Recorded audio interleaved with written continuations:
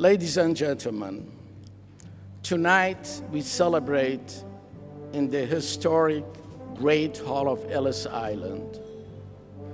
Between 1892 and 1954, 12 million immigrants came through this very room.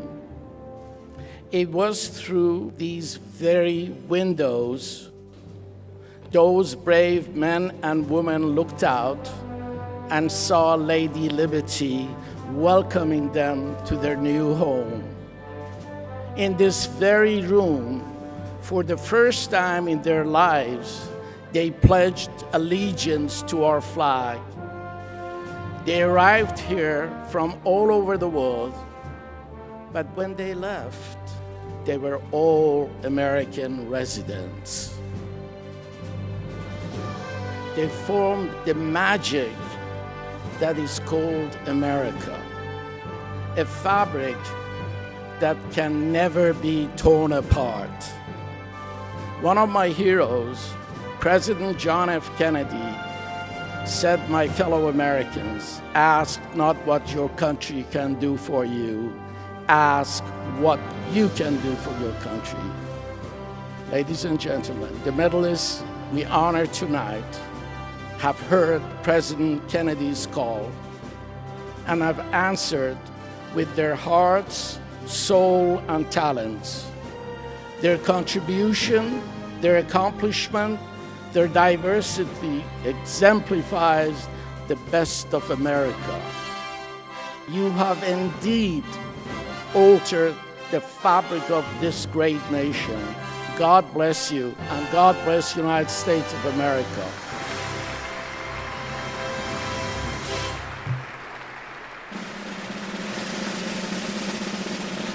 Ladies and gentlemen, welcome to the 32nd Annual Ellis Island Medals of Honor Ceremony, sponsored by the Ellis Island Honors Society. Now, please stand to welcome Chairman Nasser Kazemini and your co-masters of ceremonies for the evening, Marvin Scott and Tamsin Fidel.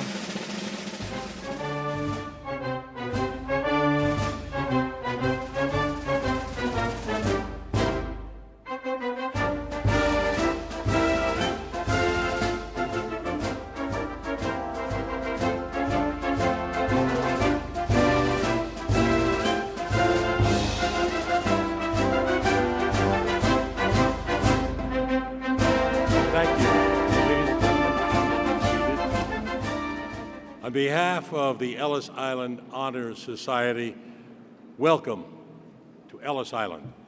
Tonight, we're here to celebrate 94 Americans for their contributions to our nation, along with 3 international medalists for their contributions to the world. That's right. Each honoree was nominated by a peer or fellow medalist and were vetted before being reviewed by their advisory committees and also the board of directors, all under the leadership of Chairman Nasser Kazemini.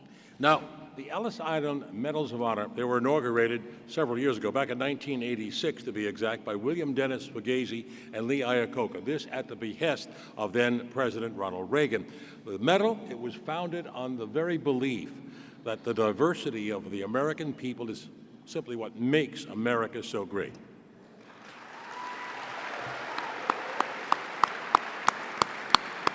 Now, our goal is to honor diversity, embrace the beauty and the richness of so many heritages, and to foster tolerance and respect among all Americans. Yeah, and of course we also recognize a debt that we owe to new Americans and American-born citizens of foreign heritage who have contributed significantly to America's culture, business, science, government, and of course military.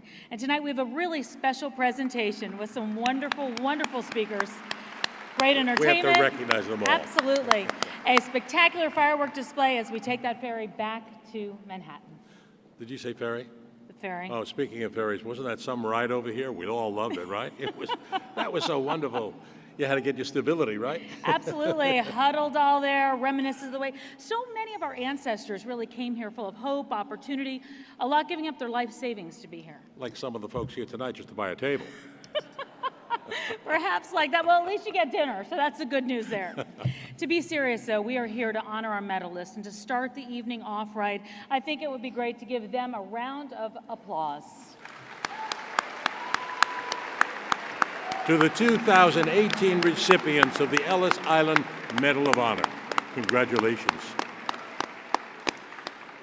Ladies and gentlemen, first and foremost, we have opened the patriotic evening every single year with the traditional posting of the colors. Now this year we're privileged to have the United States Army New York National Guard to do the honors for us tonight. They're under the leadership of Captain Michael Sosinski. So ladies and gentlemen, please stand for the posting of the colors. Detail! Attention!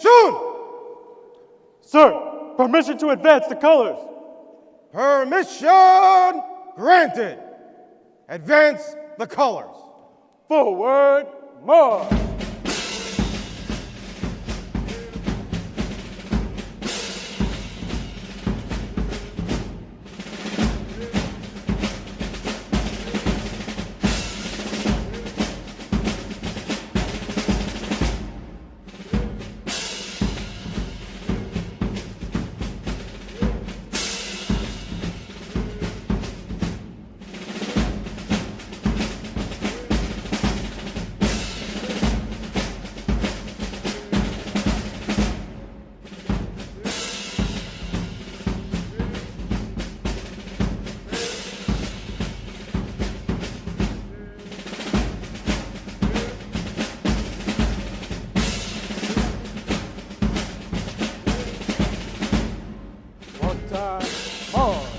Detail, halt.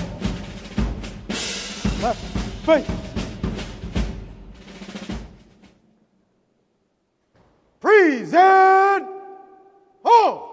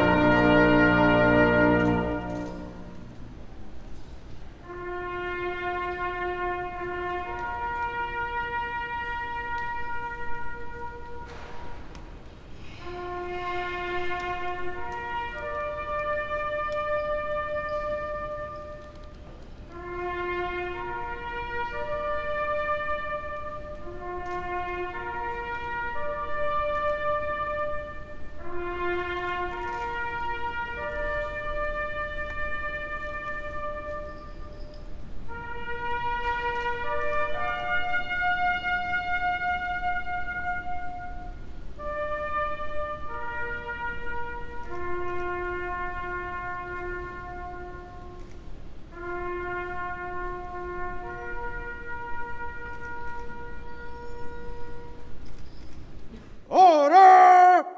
Arms! Post the colors. Right, face. Forward march. Left,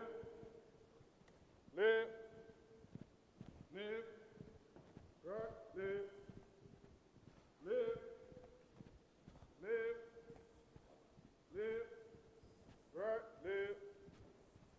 right, left. Mark time, march. Detail, halt. Right, face. Ready, post.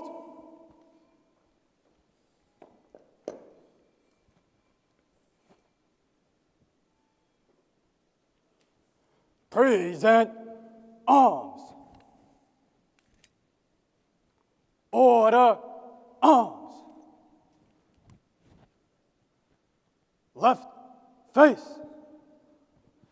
Forward march. Lift, lift, lift, right, lift. Mark time, march. Detail, halt. Right face.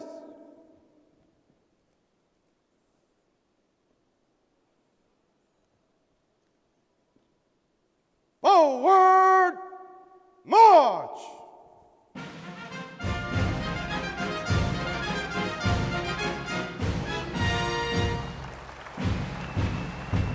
Wasn't that impressive? Oh, that was the all-service color guard under the direction of Captain Michael Szynski, and you could feel the patriotic fervor filling this room and the entire island.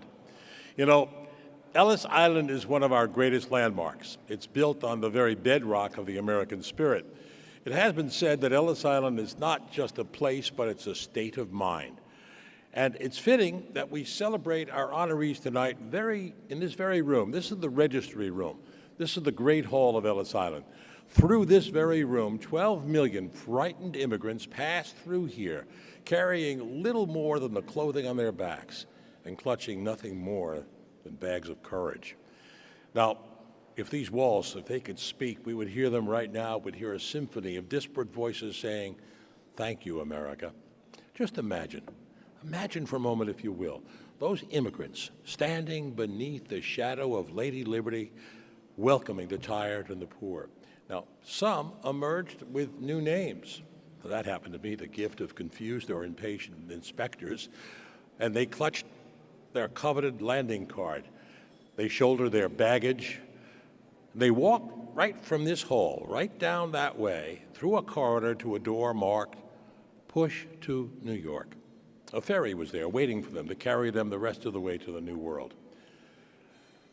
1 in 4 Americans can trace their roots back here to Ellis Island. My father and my grandparents were among those who passed through here, but I have to tell you, my father was already an American citizen when he arrived. You see, he was born at sea aboard a ship under American registry, so he was immediately an American citizen. It was the resolve of all those immigrants that helped build this great country. You know, it's the influx of new cultures and fresh ideas that epitomize the reputation as the great melting pot of the land of opportunity. We certainly are a diverse nation, and it is in that diversity that we find our very strength. Tonight's medalists, they form a tapestry of America. They represent numerous nationalities. They share different backgrounds, different religions, different colors of their skin. But they have distinguished themselves through different remarkable achievements. However, they all have one thing in common. They all call America their home. Their accomplishments humble us. Their stories, they certainly inspire us, and they revitalize our awareness of our diverse ethnic heritage. This medal is not about achieving material success, nor is it about politics, the politics of immigration. It's about the people who have committed themselves to this nation, embraced the opportunities that America has offered, and most importantly, who have used those opportunities to not only better their own lives, but to make a difference in our country, in the lives of each and every one of us. Medalists, this award is a testament to your distinguished achievements. Would all of the 2018 medalists please stand for a moment so we can applaud and congratulate all of you.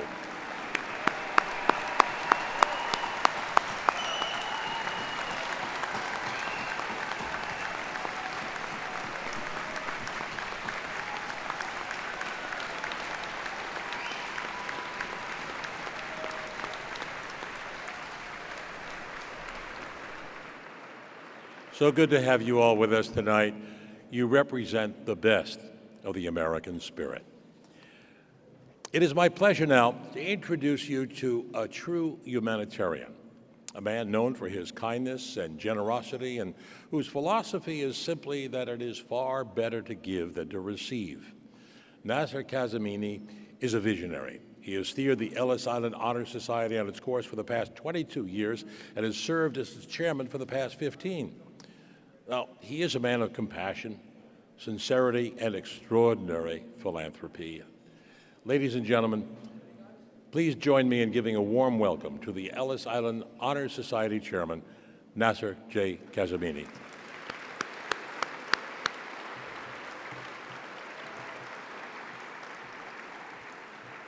Thank you, Marvin.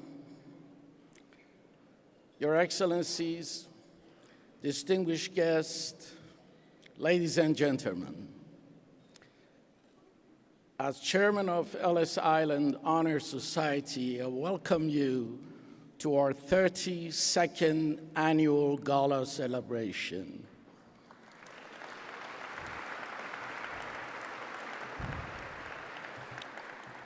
Tonight, we are honored to present Ellis Island Medal of Honor to a distinguished group of educators, healers, scientists, artists, entrepreneurs, sports heroes, and thinkers. We are especially proud to recognize the brave women and men in our armed forces who fight each and every day to protect, promote, and defend the values we hold so dear: life, liberty, and happiness.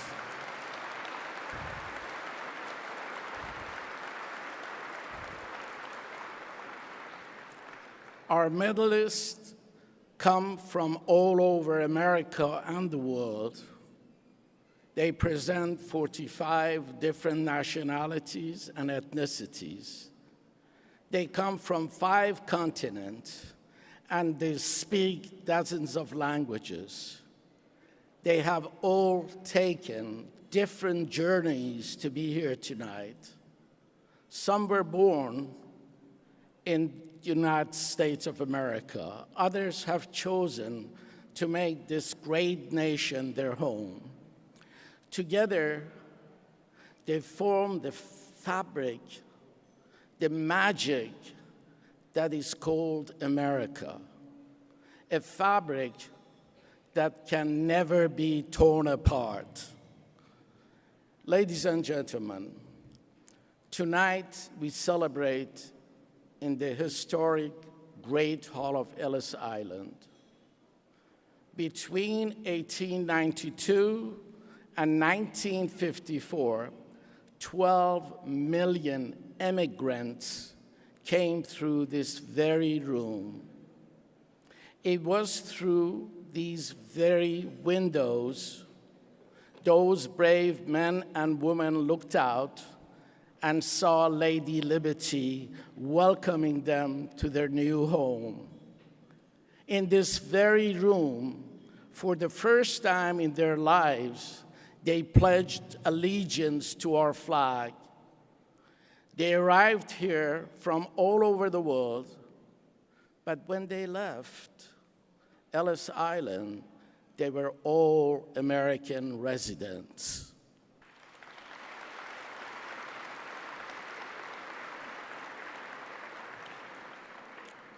Ellis Island can never be separated from America's immigrant history.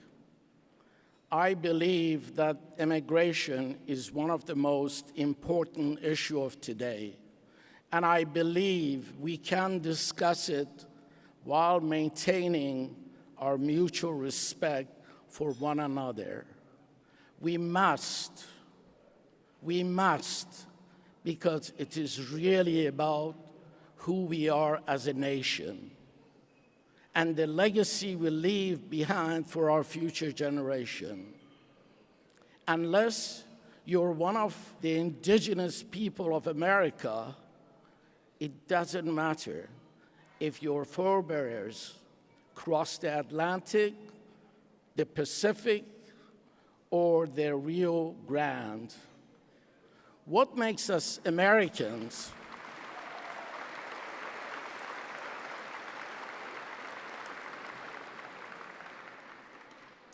What makes us Americans is our shared commitment to an ideal that all of us are created equal, and all of us have the chance to make what we will of our lives. Freedom and self-determination are the tradition we must uphold.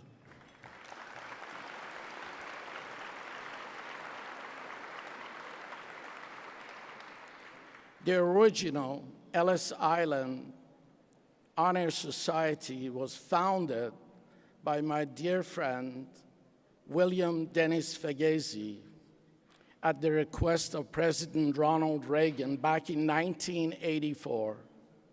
Since then, America has changed enormously and for the better. We have made remarkable advances in technology, medicine, and science. Several of our medalists tonight were barely out of the high school when the first Medal of Honor was presented, but now they represent the new generation who are the leaders of 21st century.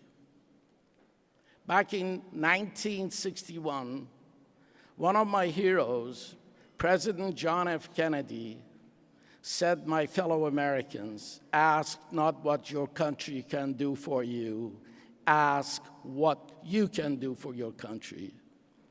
Ladies and gentlemen, the medalists we honor tonight have heard President Kennedy's call and have answered with their hearts, soul, and talents. Their contribution, their accomplishment, their diversity exemplifies the best of America. You have indeed altered the fabric of this great nation and helped us to make a better place for all of us. We thank you, congratulations, and God bless you, and God bless the United States of America. Thank you, ladies and gentlemen.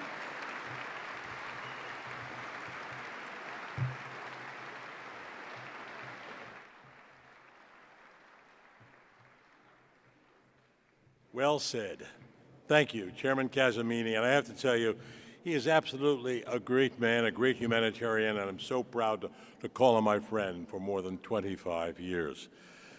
Ladies and gentlemen, the Ellis Island Honors Society is proud to recognize and to celebrate the contributions of all of our men and women in uniform. They not only defend our freedoms abroad, but they spread the message of liberty and democracy all around the world.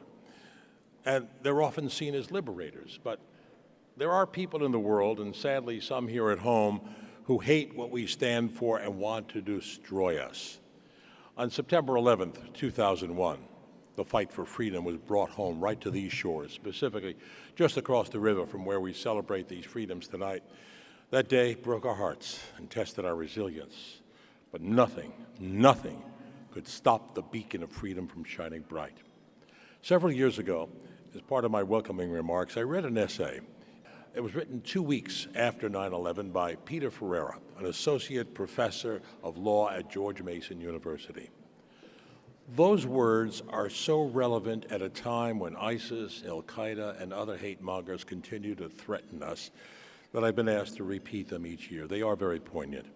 It was written in response to a classified ad in a Pakistani newspaper offering a reward to anyone who would kill an American, any American. Who is an American, the essay inquires, and goes on to reply. An American is English or French or Italian, Irish, German, Spanish, Polish, Russian, or Greek. An American may also be a Canadian, Mexican, African, Chinese, Japanese, Korean, Australian, Iranian, Asian, or Arab, or Pakistani or Afghan. An American is a Christian. He could be Jewish or Buddhist or Muslim.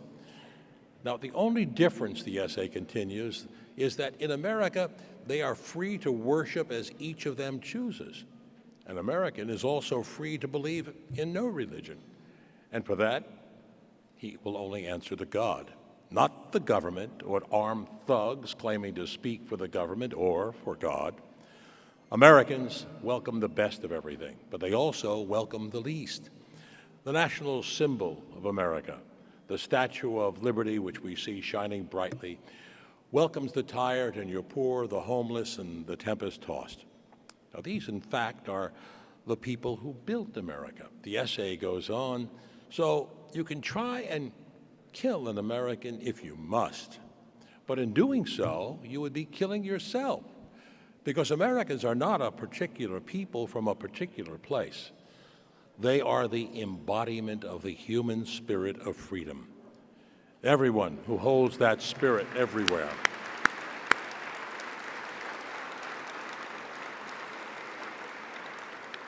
everyone who holds that spirit everywhere is an American, the essay concludes. And for that, that is appropriate for an applause. I have to tell you, I'm passionate about reading this essay each year. It is relevant. Sadly, it remains relevant. And I look forward to the day this essay is no longer relevant. But for now, those eloquent words, they resonate loud and clear because they serve as a beacon of understanding that illuminates our national pride and reinforces our commitment to the ideals that we value most, the ideals others who hate us have tried but failed to destroy, because you simply cannot destroy the American spirit.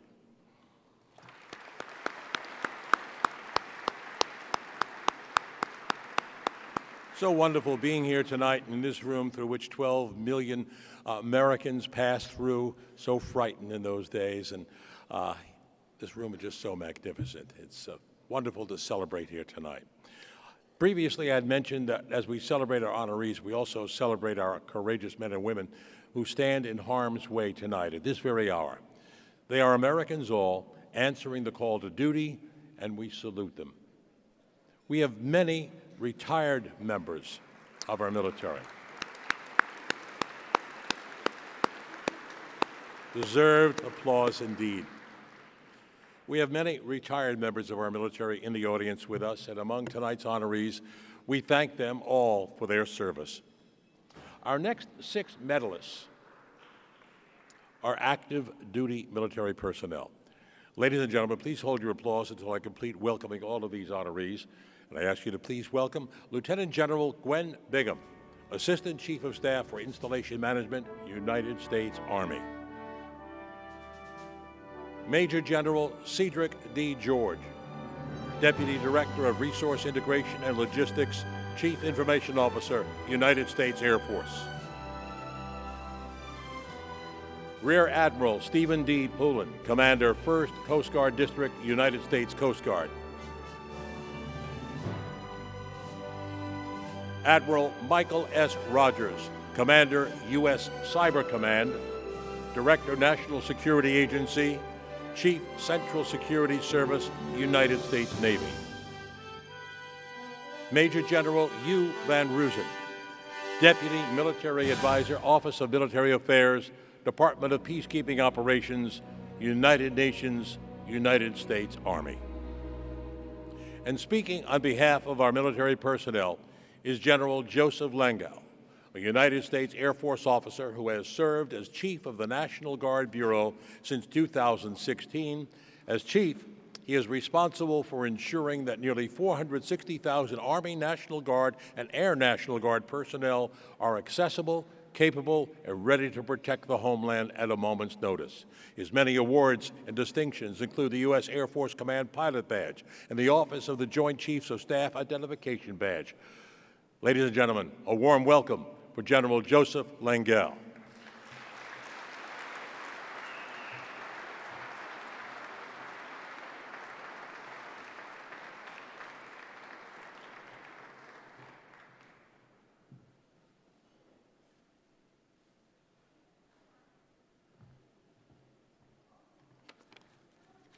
Well, good evening, everyone, and thank you for allowing me and my other military colleagues to be here tonight.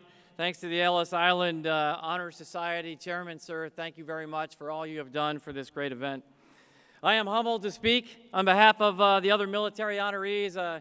My good friend, Admiral Mike Rogers, known for a while and just got out of one of the most busiest commands in the United States military as the commander of U.S. Cyber Command. Finished that command about a week ago, and I have never seen him look more rested than I did here tonight.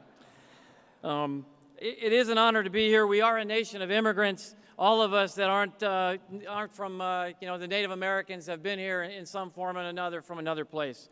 My own heritage, I was wondering how I got here, and I thought surely this must be. My daughter did the 23andMe test and realized she had some percentage of Neanderthal DNA in her blood.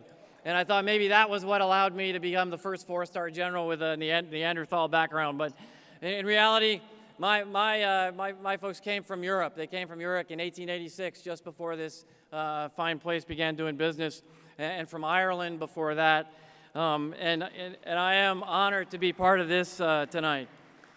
And when you think of the many special brave people that came through this hallowed hall here, and you think of what they had to do years go by to go to a strange land, to this unknown place where in many cases they didn't speak the language, they didn't know the culture, but they were risk takers.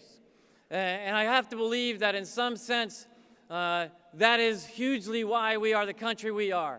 They are countries that came in and they weighed risk versus opportunity. They were willing to put things out there and take chances for the chance of a better life for themselves or for their families. And I think that, the United States has done that now since its history, and it's the country that we have become. And I think that we are the product of this special idea, this simple idea that no matter who you are, no matter where you're from, no matter your race, no matter your religion, whether you're a Christian, you're a Jew, you're a Muslim, you're a non-believer, no matter your politics, no matter the color of your skin, you have an opportunity to succeed here in this country if you want. If you come here and you work hard, you are welcome here. And as a military man, I can tell you that we have similar simple code that allows us for success. We don't require much to serve. We require basically three things. Basically, that you swear an oath to support and defend the Constitution of the United States against all enemies, foreign and domestic. We require that you be physically able and mentally able to do your job. And we require, if you put on this uniform, that you swear to do whatever it asks of you. You write a blank check to the United States of America for up to and including the totality of your life. My wife and I, unfortunately, we missed last night's reception because we were in Puerto Rico. We were at a memorial service for 9 Puerto Rican airmen that crashed last week in a C-130 in Savannah, Georgia. 9 of them perished from this one unit. But we were down there at this memorial service, and that unit is beginning to heal.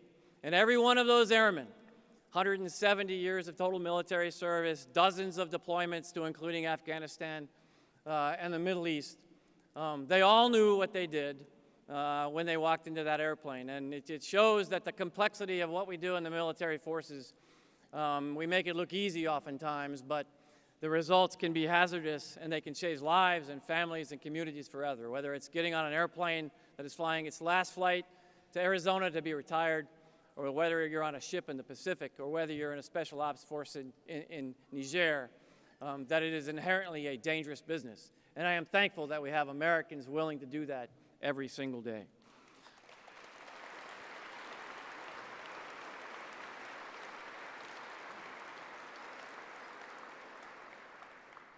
In the military, we are an embarrassment of riches. If you were to walk into a squadron or a battalion or on any ship, you will see the diversity in our force. You will see the culture. You will see that people from every part of life comes and serves in the United States military, and we're thankful for it. It is our culture and our diversity that is truly our strength.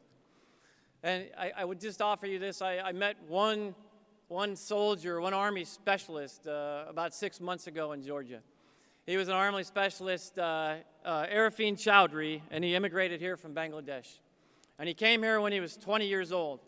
And he came here and he joined the National Guard to help pay for school and so he could serve. He got a degree in biology. Then he got a master's in biology. Then he got a certificate in emergency response matters. He then came here to Wall Street and he got a master's degree in finance. He is currently in Georgia going to law school. And Specialist First Class Chaudhry is just a guardsman, an American who wants to continue to serve. And I am proud that the military has such men and women who serves our nation every single day. I'm honored to be here tonight. Thank you very much. Tamsin Fidel is the anchor of the 5, 6, and 10 o'clock news on WPIX 11 in New York City. She is a multiple Emmy Award winner, 3-time celebrated author, and the host of Broadway Profiles.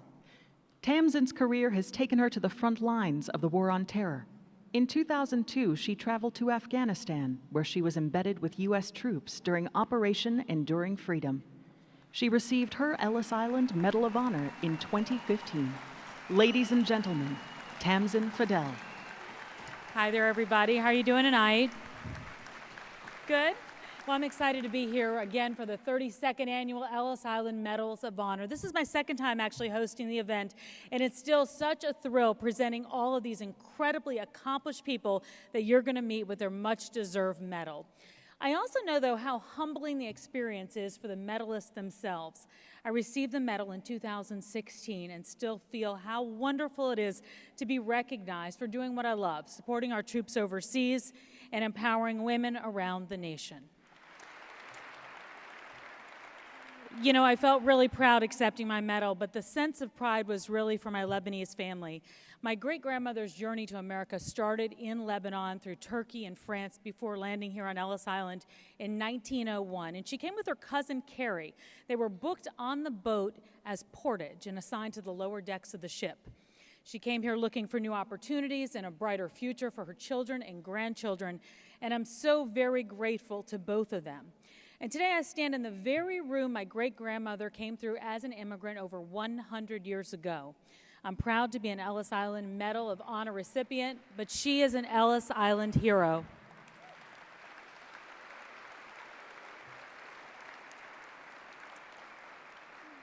Medalists, remember that you are the embodiment of all those dreams, and standing up here looking out at these gifted men and women, I know we have fulfilled that dream. So let's get back to the show right now.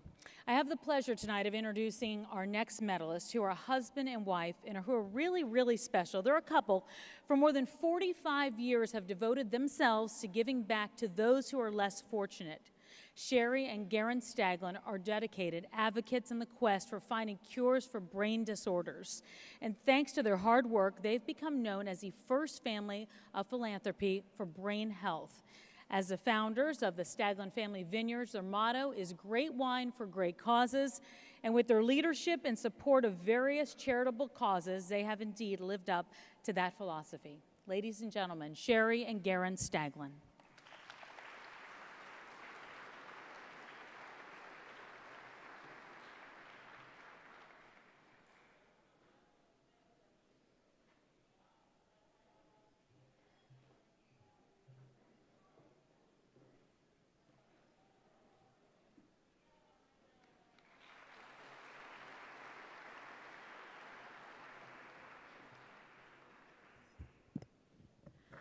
I met Garen on a blind date at UCLA 54 years ago. He was from an Italian-American family, and they drank wine, and I was from South Dakota, and we drank milk. So I learned about wine from Garen's family, always at dinner, and eventually we lived our dream of becoming winemakers in Napa Valley. As we approached the Statue of Liberty tonight and Ellis Island, I was so moved. I didn't expect to feel this way, but I had to look up what it was that the Statue of Liberty was saying. And she was described as a mighty woman with a torch whose flame is the imprisoned lightning, her name, mother of all exiles. Give me your tired, your poor, you all know this, your huddled masses yearning to breathe free, the wretched refuse of your teeming shore. Send these, the homeless, tempest-tossed, to me. I lift my lamp beside the golden door. Thank you. My wife and I are truly honored to be among the noble honorees here tonight and the history of all of those who've gone before us. 102 years ago today, my father, Pasquale Stagliano, at the age of 4, set foot in Ellis Island. Together with my grandparents, his 3 brothers and sister, they were brick masons and tailors, and they sent them to Rochester, New York, wool clothes and brick houses. They were seeking a better life, and Sherry and I stand here before you tonight as an example of what's possible. What an incredible country we live in, where entrepreneurship, hard work, and the opportunity is given to all of us to be fortunate and to succeed. We have financial success, but more importantly, we have 2 children who are in the wine business with us and 2 grandchildren, and there's no greater reward than that.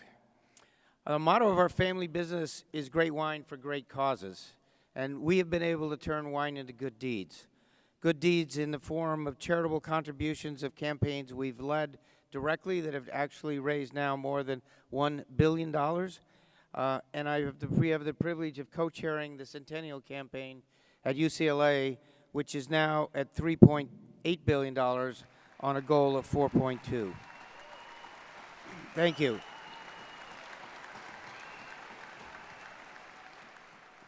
My final point, and the one I want you to all remember, is that we believe, and I hope you do, that success is only a beginning. However you want to define it, we hope you will use your success to not gather more objects, but to help make the world a better place. Please join us.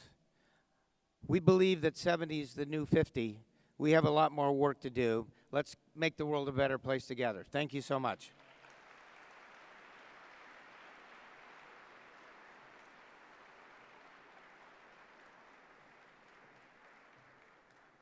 All right, it is now my great pleasure to bring up our first group of medalists tonight. And now, medalists, please step forward as your name is called. Ladies and gentlemen, please welcome Dr. Ziauddin Ahmed, Professor of Medicine, Drexel University College of Medicine.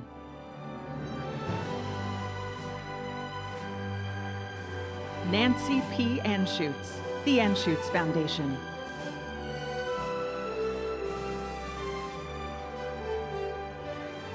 Philip F. Anschutz, Chairman and CEO, the Anschutz Corporation.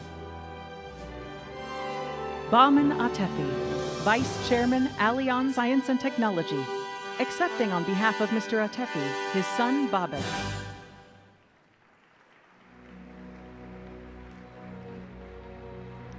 Mariam Benakaram, Executive Vice President and Chief Marketing Officer, Hyatt Hotels Corporation.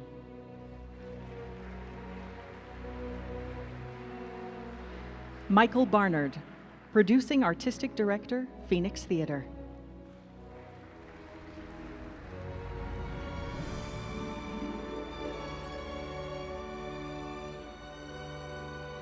Marta Botmazian, Co-Owner, Investments Limited.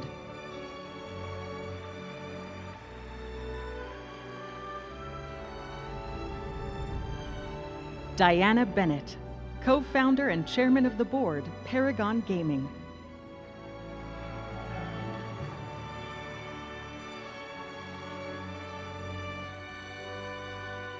Dr. John P. Bilazikian, Dorothy and Daniel Silberberg Professor of Medicine and Professor of Pharmacology, College of Physicians and Surgeons, Columbia University. Dr. W. E. Ed Bossarge, Founder and Chairman, Black Beret Life Sciences.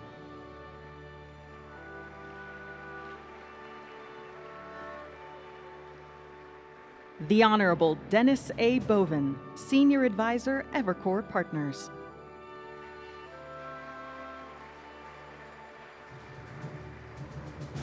Sanford R. Kleiman, President, Entertainment Media Ventures. William Anthony Colon, Concert Recording Artist and Producer, Deputy Sheriff Lieutenant, Westchester County. Armin C. Delavade, President, A.C. Delavade.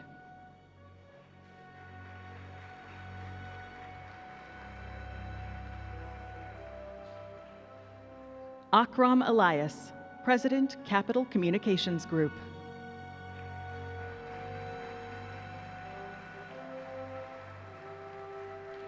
General Larry R. Ellis, United States Army, retired, CEO, VetCon Nex.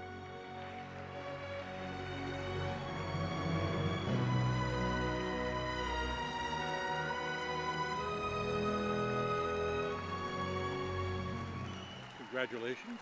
Absolutely. Congratulations to all our medalists tonight. Now I think we're ready for a little bit of entertainment. What do you think? Applaud. We can't applaud enough for this. Okay. Go ahead. All right. So, some entertainment tonight. I think some of the people we're going to introduce to you right now, some of the this part of this entertainment group, you've seen them tonight. They've been assisting and presenting the medals, but now you will see just how talented they really are. Yeah, that's right. From the National World War II Museum in New Orleans, ladies and gentlemen, please help me welcome Sarah, Katie, and Allison. The Victory Bells. Tonight, we are proud to salute the 5 branches of the United States Armed Forces. Please stand or cheer when we sing your service song. The United States Army. In World War I, 4,057,101 soldiers served valiantly on the field of battle. To all the men and women of the Army throughout our history, our salute. First to fight for the right and to build the nation's might, and the Army goes rolling along. Proud of all we have done, fighting till the battle's won, and the Army goes rolling along. Then it's hi, hi, hey, the Army's on its way. Count on the cadence loud and strong. 2, 3, 4, hi, 2, 3, 4. Wherever we go, you will always know that the Army goes rolling along. The United States Navy. In World War II, 4,183,466 men and women answered the call to protect our country. To every member of the Navy, on every battlefront, we salute you. Anchors away, my boys, anchors away. Farewell to college joys, we sail at break of day. To our last night on shore, drink to the foe. Until we meet once more, here's wishing you a happy voyage home. The United States Coast Guard. During the Korean War, 44,143 members of the Coast Guard fought bravely for freedom's preservation. To the many generations of Coast Guard veterans, our gratitude and our salute. We're always ready for the call. We place our trust in thee. Through surf and storm and howling gale, high shall our purpose be. Semper Paratus is our pride, is our fame and glory too. To fight, to save, we'll fight and die. Like Coast Guard, we're all for you. The United States Marines. In the Vietnam War, 794,000 Marines served their country with valor and honor. To every member of the Marine Corps who has served in every conflict, we salute you. From the halls of Montezuma to the shores of Tripoli, we will fight our country's battles in the air, on land and sea. First to fight for right and freedom, and to keep our honor clean. We are proud to claim the title of United States Marine. The United States Air Force. During the Persian Gulf War, 50,751 Air Force airmen put their lives on the line for the defense of freedom. To all the men and women of the Air Force who continuously serve their country, our salute. Off we go into the wild blue yonder, climbing high into the sun. Here they come, zooming to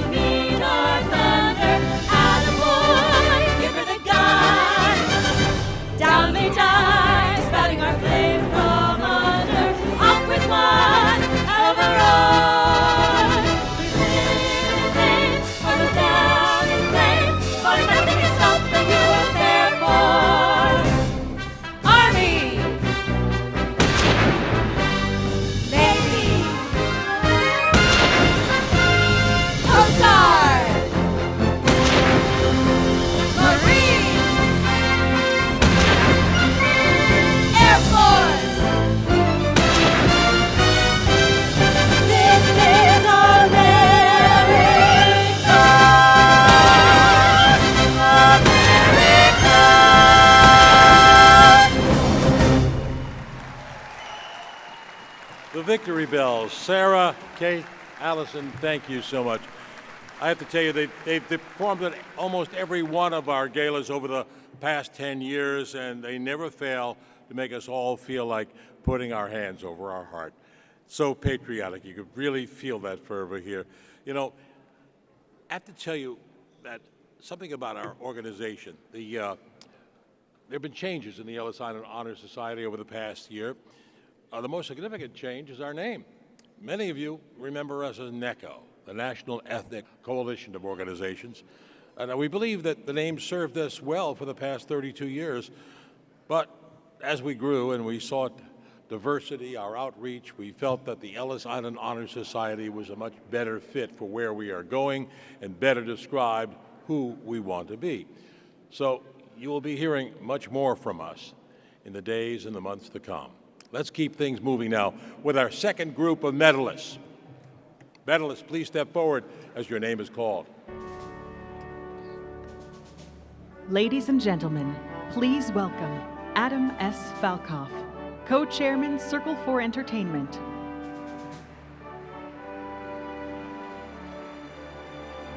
Fornaz Fasihi, journalist, Wall Street Journal.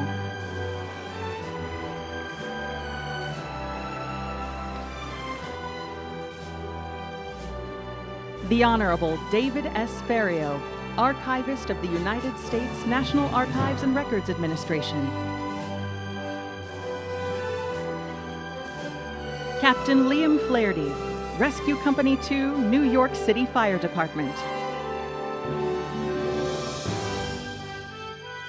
The Honorable Albert A. Frink, First U.S. Assistant Secretary of Commerce, retired. The Honorable Edward M. Gabriel, President and CEO, The Gabriel Company. Larry Gagosian, owner and art dealer, Gagosian Gallery. Charles M. Galian, Chairman and CEO, Monarch Apparel Group.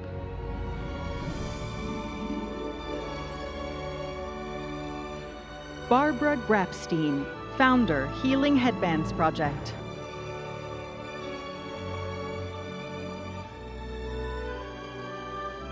Murat Güzel, founder and CEO, Natural Food Group.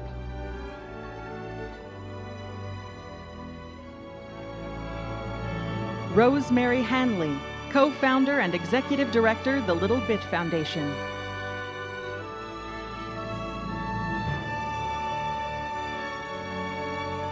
Franco Harris, President, Super Bakery Incorporated.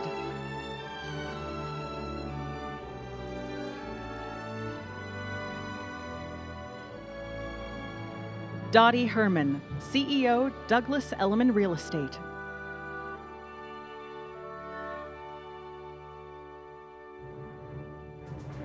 Dave Isay, founder and president, StoryCorps.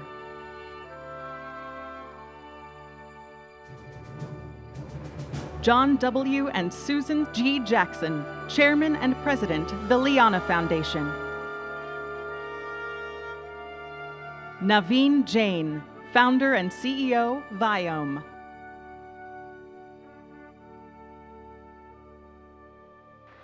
Francisco S. Jin, owner, Golden Mango Corporation. M. Farouk Kathwari, Chairman, President, and CEO, Ethan Allen Interiors.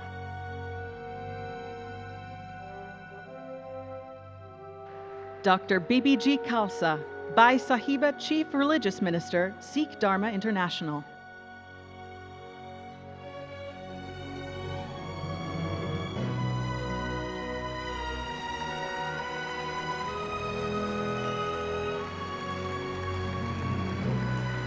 The Ellis Island Medals of Honor are presented annually to a select group of individuals whose accomplishments in their field and inspired service to our nation are cause for celebration. Since 2001, we've also recognized those in the international community with the International Ellis Island Medal of Honor, which is given to individuals whose professional, personal, or philanthropic contributions greatly benefit the world.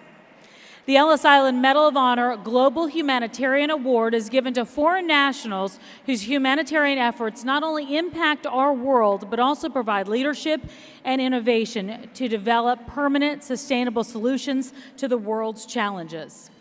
Well, tonight we honor 2 international medalists and 1 global humanitarian. Our first recipient of the International Ellis Island Medal of Honor is Peter Dillon. Peter Dillon is the CEO of the Richberry Group of companies based in Canada. He is known for giving back to the community with his charitable service and philanthropy in areas such as healthcare, child humanitarian support, education, and sports leadership. Recently, in partnership with the University of British Columbia, the Peter P. Dillon Center for Business Ethics was established. Peter Dillon, our second international recipient, is a professor, doctor, scientist, and Nobel laureate. Professor Dr. Stefan Hell. Yes, I said doctor twice. There are a lot of letters behind his name, but we couldn't fit them all on one slide here. In 2014, Stefan Hell received the Nobel Prize in Chemistry. He is the director of the Max Planck Institute of Germany and is credited with the development of optical nanoscopes, which allow scientists to see molecular details in cells the size of a nanometer, which means he found a way basically to make the tiniest molecules of your cells visible to see irregularities, which can lead to early treatment and cures for diseases such as Alzheimer's and cancer. But he can probably explain it a little bit better than I can. Ladies and gentlemen, please help me welcome tonight Dr. Stefan Hell.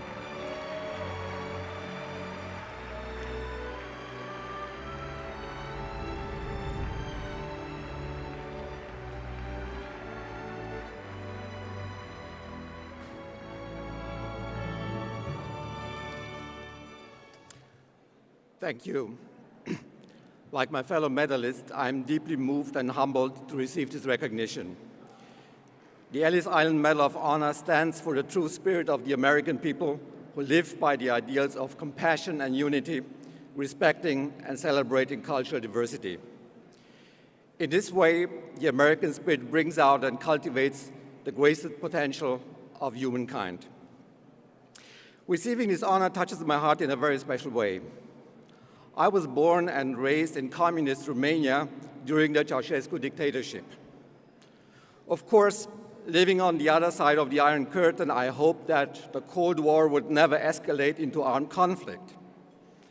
At the same time, as a young man, I also hoped that America would stand by its values and never give in to a system of intolerance and disrespect for human life.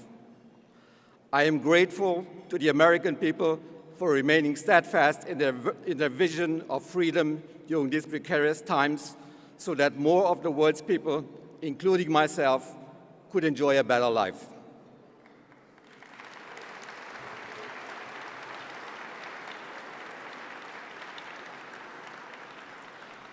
It is now our duty to carry the torch of compassion and liberty for all those whose present circumstances do not allow them to live their dreams, but who carry the American spirit in their hearts. They count on us just as we should count on them. Once again, thank you so much for this tremendous honor.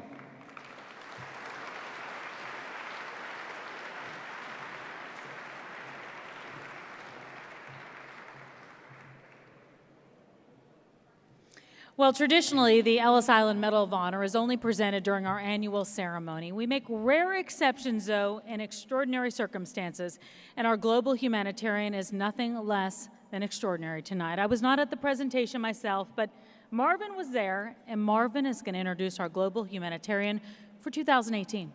I have to tell you, it was a very special moment for us all yesterday here on Ellis Island. Our Ellis Island Medal of Honor Global Humanitarian Award is presented to a world leader, a philanthropist, an environmental advocate. His Serene Highness, Prince Albert II of Monaco, is the recipient this year. He is the reigning monarch of the Principality of Monaco and the founder of the Prince Albert II Foundation, a foundation that concentrates on environmental protection, climate change, and the promotion of renewable energies. He is also responsible for the prosperity and economic growth of Monaco that it has seen since the beginning of his reign in 2005. Due to security considerations, His Highness could not join us tonight, but he is very much interested in Ellis Island. And the Prince, he's told us he was a history buff, and it turns out that his maternal great-great-grandparents came right through Ellis Island. It was then called Castle Garden, the original immigration center that would later become Ellis Island. Now, his interest in immigration is so great that he requested a private tour of Ellis Island, and he spent yesterday morning learning more about his own American heritage. I was privileged to be there and join the tour in a private ceremony in the Great Hall. Now, Chairman Kamen, he presented the Prince with the Global Humanitarian Medal before several dignitaries. It was I have to tell you, it was a very moving, a very special presentation. Now, even though he was rushing off to the United Nations, he had a hectic schedule yesterday, and he had an important meeting there. His Serene Highness also had to head off to Philadelphia, but he did take a few moments to say a few words for all of us tonight.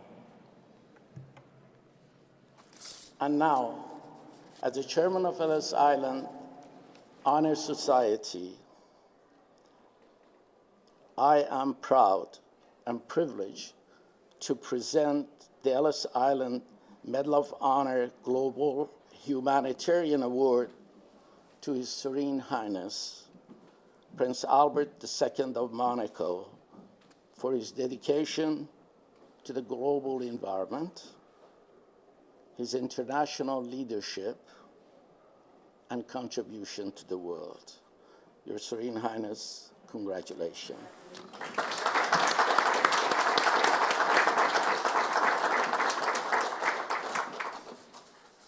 Mr. Chairman, members of the board, excellencies, ladies and gentlemen, dear friends of the Ellis Island Honors Society. First of all, Mr. Chairman, I'd like to thank you sincerely for the kind words that you just said and that have touched me deeply. Touched me deeply because they reinforce my belief in my actions over the years that they have been useful. Those I support as head of state of the Principality of Monaco, initiatives that I have launched through my foundation or my individual or personal actions in favor of the environment and for human causes. However, your words also touch me deeply because they originate from those in the Ellis Island Honors Society who have awarded this Medal of Honor. I know that this medal has been officially recognized by both houses of Congress as one of the most prestigious awards in the United States, and I'm therefore extremely proud to receive it today. Thank you very much.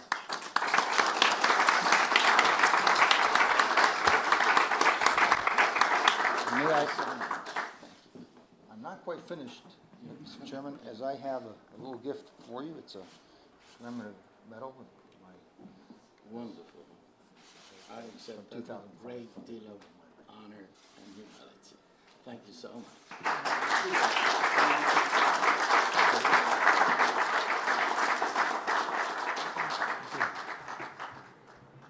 How incredible. That must have been such a wonderful afternoon, Marvin. It truly was, and it was good to meet the Prince, because I have to tell you, there was no pretentiousness about him at all. He was so down to earth, approachable.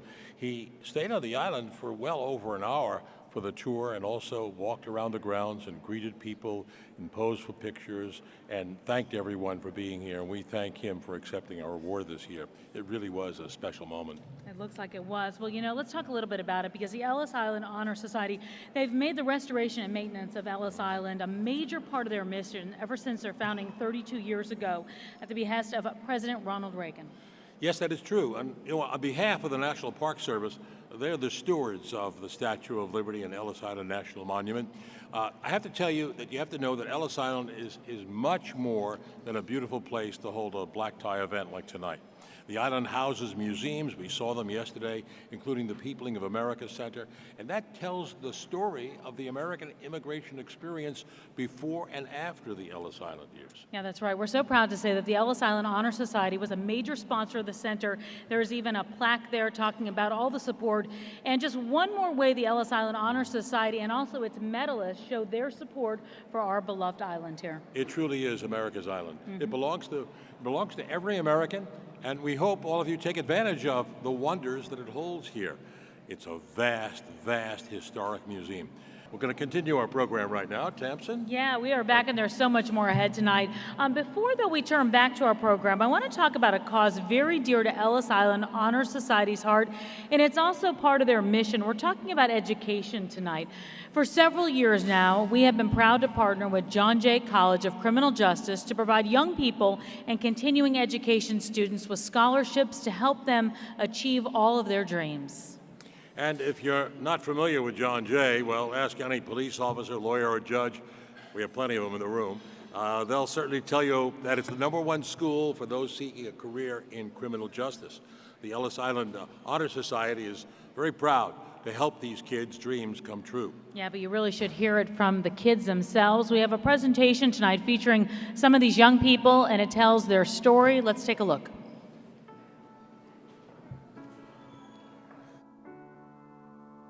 Being a low-income student or a low-income first-generation student, or being an undocumented low-income first-generation student, you will struggle a lot. And having these opportunities, having these scholarships will alleviate some of that, allow us to grow, to learn, and whatever we learn in those opportunities, we're gonna use that and apply it to every part of our lives, educationally, professionally, and socially. My first experience within just the legal profession was when I was 7 years old, and I had to accompany my parents to visit an immigration lawyer. That was the first time I think I ever filled out anything for my parents. And so slowly in like my, I think first grade handwriting, I was filling out this paper, and we waited for the lawyer to call us in. He called us in. He spoke no Spanish. He only spoke English.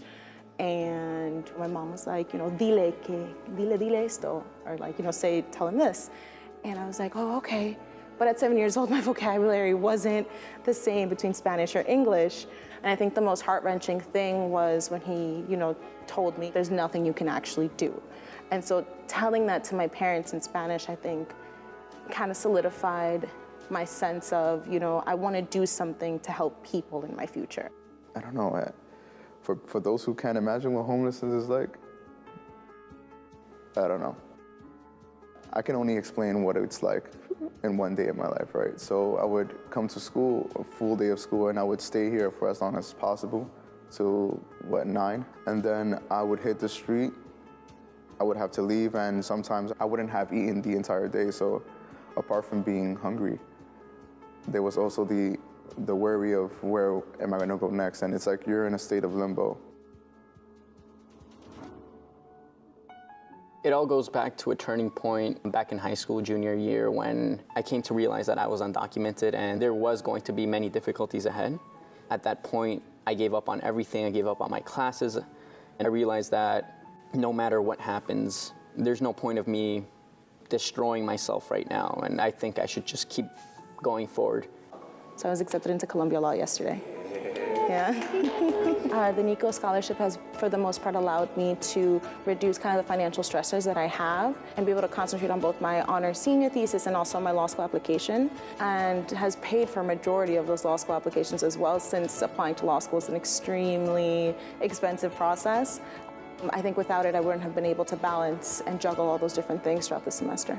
For me, getting an education was paramount. With my degree, I will become an attorney in the next 3 years. I'll be going into law school in the fall of this year. What I would like to say is thank you, because, every dime counts. Knowing that there's a scholarship like the Rosana Rosado scholarship tells me that there's people who understand, and there's people who care, and there's people who want to see us succeed. And so it's something that I'm very grateful, and I feel that it's something that I can return. Like, I've been helped, I should pass that help on.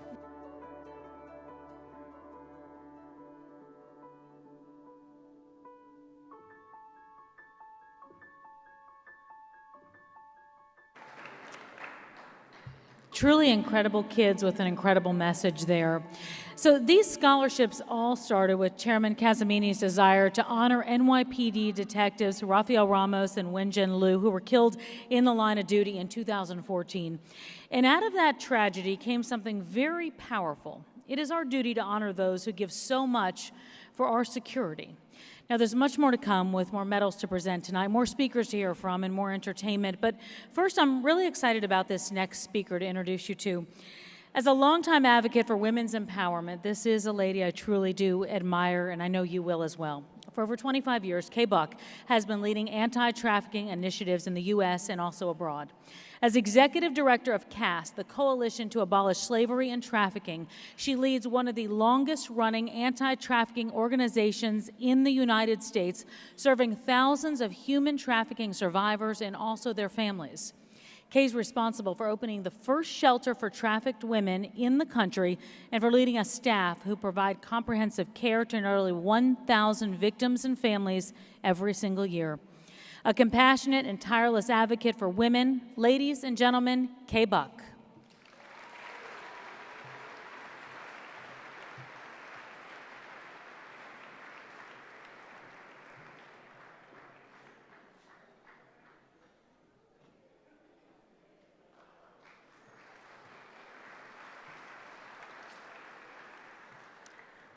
Good evening, friends, fellow honorees, and esteemed guests. I'm so humbled by this recognition and deeply grateful to Chairman Nasser, the board, and the Ellis Island Society. The diversity in this room inspires me, and it makes me feel right at home, and I thank you. Tonight is a celebration of the journeys that bring us together as a diverse community, using our respective talents to improve the human condition. I've spent most of my journey on one of the most pressing human rights issue of our time, human trafficking. My passion for freedom today is as fierce as it was 27 years ago when I began my work empowering survivors of human trafficking, first in Canada, then abroad, and now here today in the United States. Survivors of trafficking are the epitome of resilience. They're trafficked from over 60 countries around the world here to the United States. And I'm honored to lift up these women, children, and men out of bondage, transforming them as victims into survivors and supporting them to make change and prevent another generation of victims. You see, survivors are becoming the designers and leaders of their own lives. And in the process, they're creating a culture of compassion that's calling on us as a community to join them. Today, the movement to end human trafficking connects very intimately to the social justice awakening taking flight all around us on gender and racial equity, the rights of immigrants and LGBTQ communities, and the right of children to be safe. Los Angeles remains the U.S. hub for human trafficking. New York City, too. And the reality is that there have been human trafficking cases in every state, city, and town in our country. I see myself as a builder, building the first shelter for trafficked women and the largest joint task force with law enforcement. These programs are now national models, but by building these programs, we're building something far more important, a culture of compassion. When my organization was founded 20 years ago, it was because 72 young women from Thailand were brought out of modern slavery in a Los Angeles suburb. You would think that this was a moment of freedom and justice, but it wasn't. The survivors were treated like criminals because of their immigration status. We learned a lot from that case and thousands more to follow, using our bare hands to shape partnerships and policies so that survivors are accepted by a loving and compassionate community. You see, compassion comes from understanding the condition of another. It comes from the stories that we share, like Alice from Kenya, who was tricked into believing that she was on her way to America for a good job so that she could support her kids back home, only to be chained to pipes in a basement for 5 years and shunned by a driver who was passing by when she tried to escape. Or like 15-year-old Mario from Guatemala, who fled the gang violence in his village only to be caught by traffickers in Los Angeles, who shot and set on fire another boy for the purpose of warning Mario that if he didn't join their gang, he would be next. You see, escaping modern slavery takes courage, but healing and moving forward takes even more. Our compassionate response as a community is not just a hotline or a shelter, it's ensuring that we're removing our bias and our barriers. 27 years ago, I would not have thought that survivors of trafficking would be serving as counsel to the White House or the United Nations, or passing new laws that protect victims and prevent human trafficking. At one time, that seemed impossible, but it is happening today in this very country. So I'm asking all of you to dream. Yes, it's happening. Thank you. So I'm asking all of you, my fellow honorees, everyone here tonight, I'm asking you to dream the impossible with me. We are not passive bystanders. We are active investors in a vision, helping us lift up more people, fueling cutting-edge legislation, investing in model programs being replicated all around the world. A world that will end human rights abuses through a compassionate culture and a thirst for change, so that survivors and all of us can truly be free to pursue the American dream. I'm so grateful for this honor and that we're on this journey together. Please enjoy the evening, everyone. Thank you.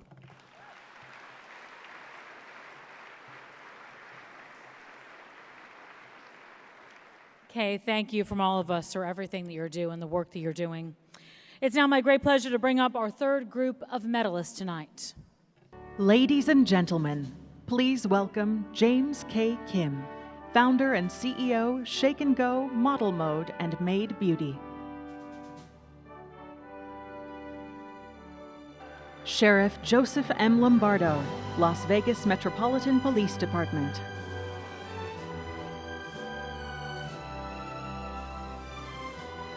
Dr. Jacob Lozada, Assistant Secretary for Human Resources and Administration, Department of Veterans Affairs. M.Y. Kwong Lum, Chairman, Zhangguan Auctions.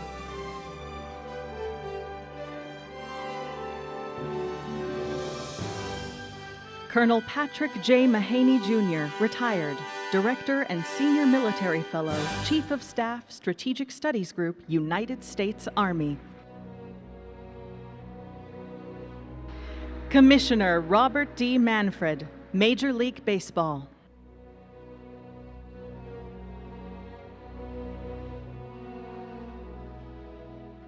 The Honorable Michael T. McCall, Chairman, House Committee on Homeland Security.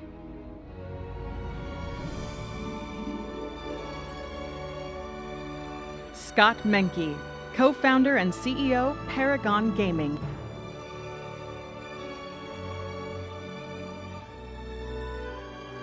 Chief Terrence A. Monahan, New York Police Department.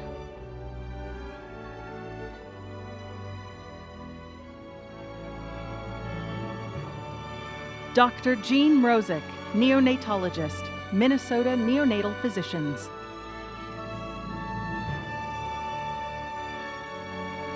David and Angela Nazarian, co-founders of the David and Angela Nazarian Youth Leadership Program.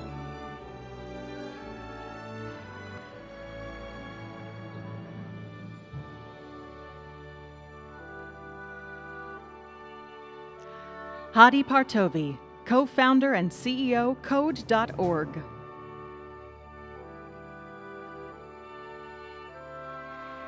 Dr. Eduardo D. Rodriguez, Helen L. Kimmel, Professor of Reconstructive Plastic Surgery, Chair, Hans-Org Weiss Department of Plastic Surgery, NYU Langone Health. Dr. Gerald F. Rosenbaum, Psychiatrist-in-Chief, Massachusetts General Hospital.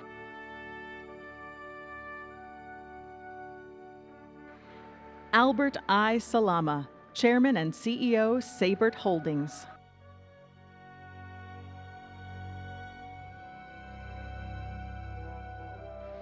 Dr. Shengzhao Ellen Schichtans, President and Curator, American Goddess Art Museum.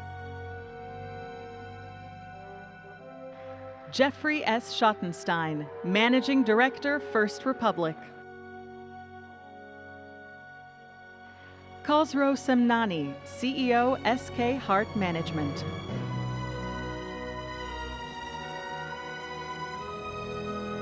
Dr. Viken Sepilyan, Founder and Medical Director, American Fertility Specialists Medical Group. Sir Bruno Serrato, Founder, Executive Director, and President, Katarina's Club.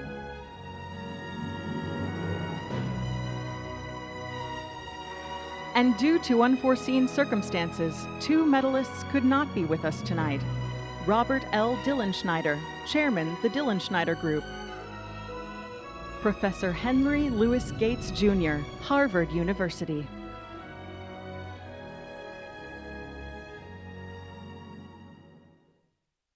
Our next speaker has been humorously called the homeless billionaire, and that's for his preference of living in hotels. But I can tell you his philanthropy is no joke, not at all.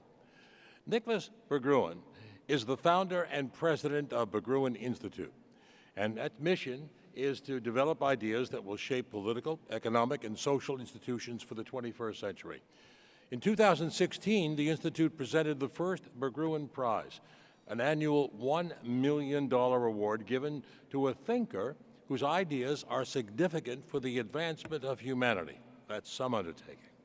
He has joined the Giving Pledge, committing to donating the majority of his wealth in his lifetime through the Nicholas Berggruen Charitable Trust, that is. Ladies and gentlemen, please welcome Nicholas Berggruen.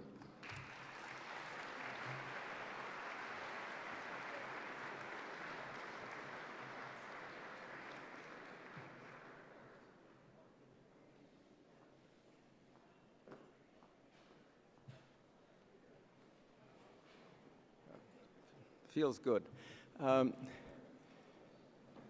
I'm humbled and honored to be in this mythical place. Mythical because it's really a place of dreams.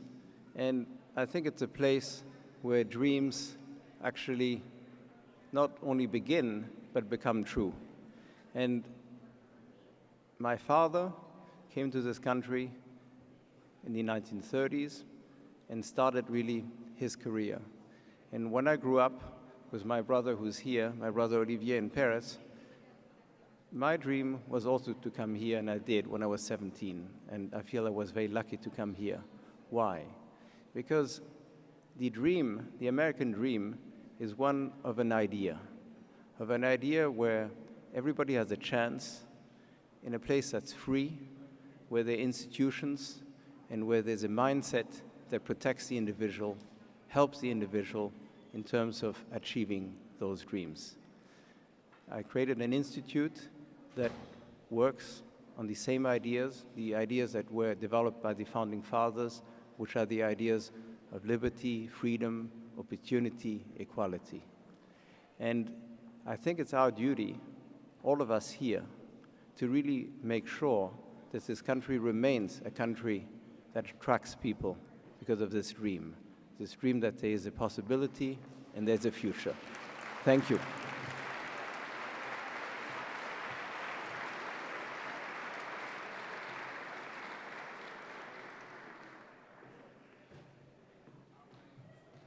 I think this is a good time to tell everyone to fasten their seatbelts because we've got a performance coming for you right now. They're not afraid of the spotlight. They're not afraid of anything at all. When they're not jumping out of planes in defense of our nation, they're performing around the country, entertaining soldiers and civilians alike. They're quite something. You're going to love this. Straight from Fort Bragg, North Carolina, please welcome with me the 82nd Airborne All-American Chorus.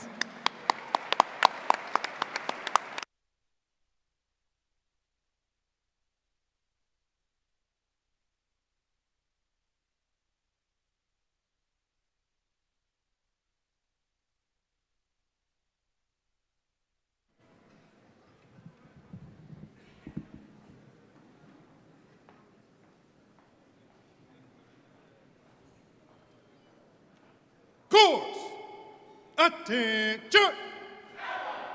Forward march! Y'all up! Y'all up! Y'all up! All right, all right, all right, lay on. 2, 3, hold. Y'all up!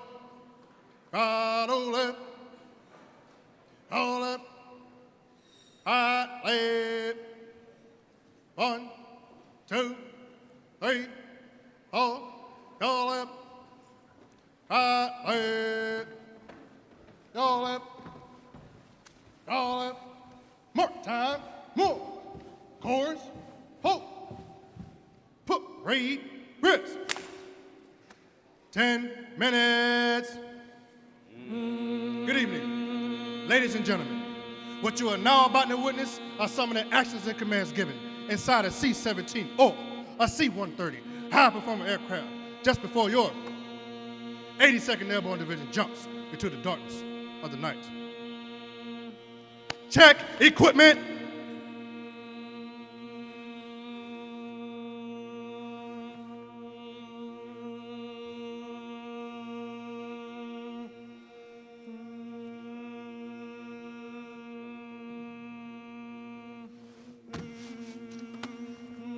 Sound off for equipment check.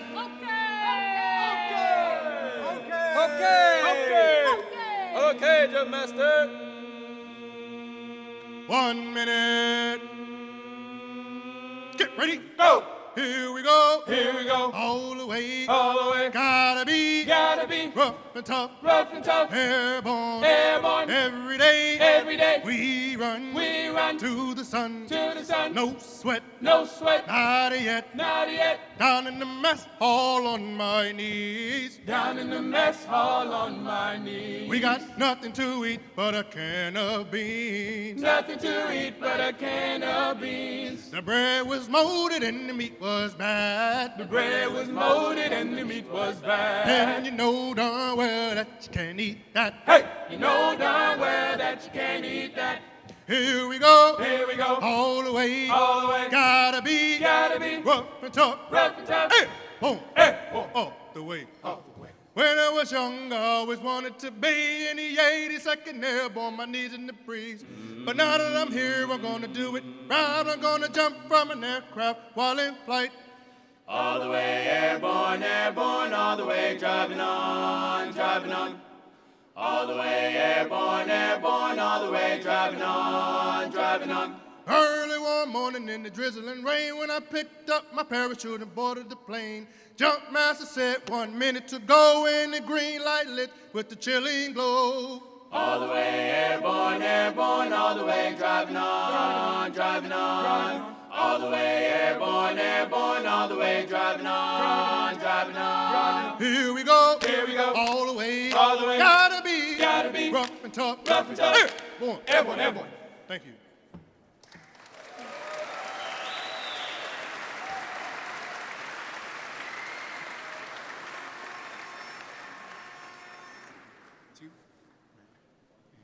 Do, do, do, wah. Do, wah. If tomorrow all the things were gone I worked for all my life, and I had to start again with just my children and my wife, I thank my lucky stars to be living here today. 'Cause the flag still stands for freedom, and they can't take that away. And I'm proud to be an American, where at least I know I'm free. And I won't forget the man who gave that right to me. And I'll gladly stand up next to you and defend her still today. Love this land, God bless the USA. Do, do, do, ah. Do, ah. From the lakes of Minnesota to the hills of Tennessee, across the plains of Texas, from sea to shining sea, from Detroit down to Houston and New York to LA. There's pride in every American's heart. It's time we stand and say that I'm proud to be an American, where at least I know I'm free. And I won't forget the man who died, who gave that right to me. And I'll gladly stand up next to you and defend her still today.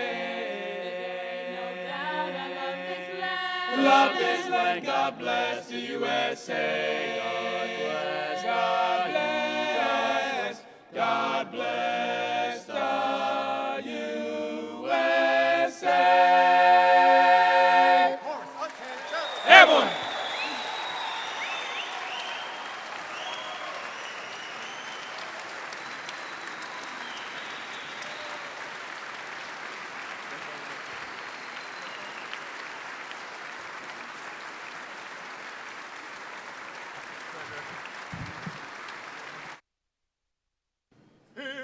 Here we go, all the way. Gotta be rough and tough, Bo diddly, have you heard? Bo diddly, have you heard? We're gonna jump from a big iron bird. We're gonna jump from a big iron bird.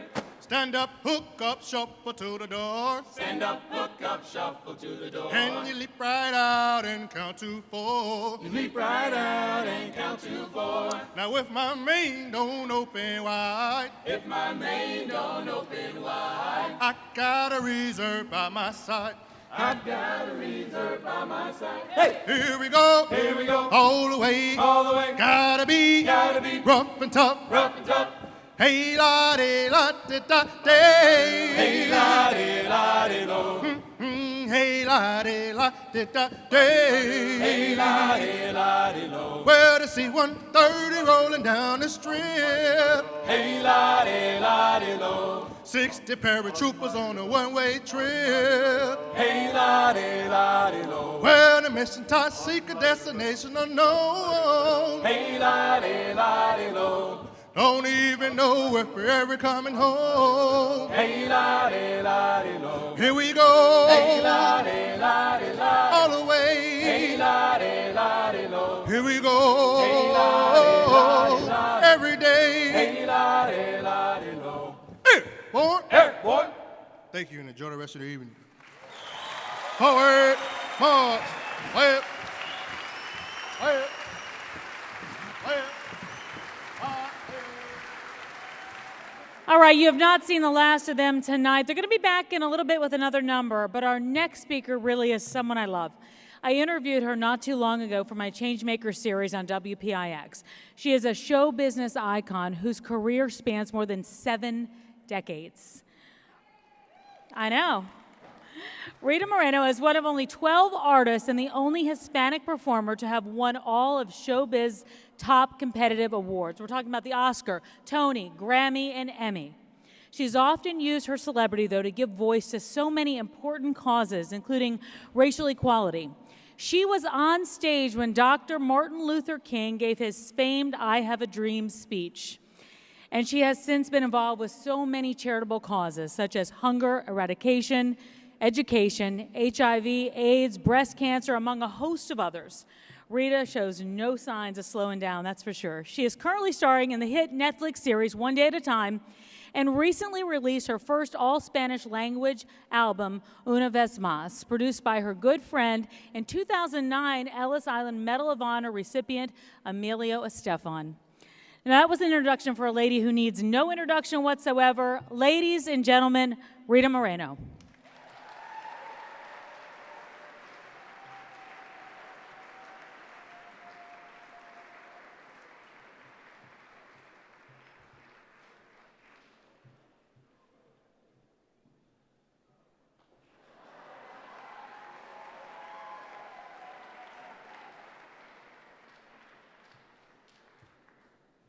Weren't they great?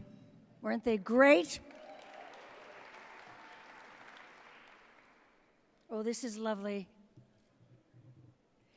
When I was 5 years old, my mama held my hand as we climbed the gangway of the ship, the USS Carabobo, name of the boat that my mother and I were about to board in June of 1936, the very boat that was to safely and swiftly carry us away from Puerto Rico to our new life in America, was called the Carabobo.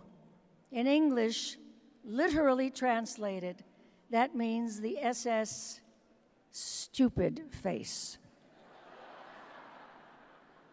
Not kidding. Cara Bobo, dum-dum. A boat with a name like that is not a good omen.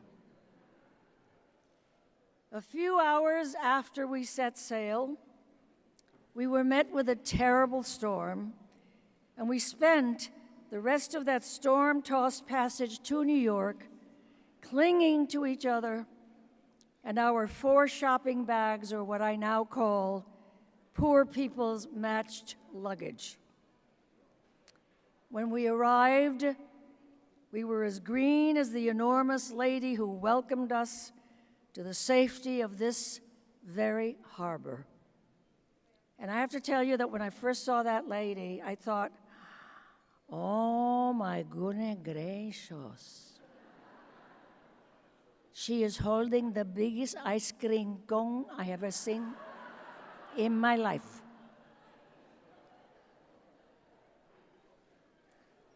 Mommy told me that the lady is very special. She is inviting everyone from around the world to come to America, to come and live here, to come and be citizens of los Estados Unidos, especialmente people who are pobres, cansados, hambrientos, sin hogar, poor, tired, hungry, and homeless. We are definitely overqualified. But when I look up at that big green lady's face, all I can think is, oh my goodness, a lady runs this country.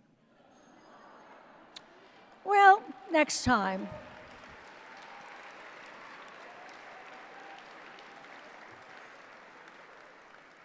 I'm 86 now. That was over 80. No.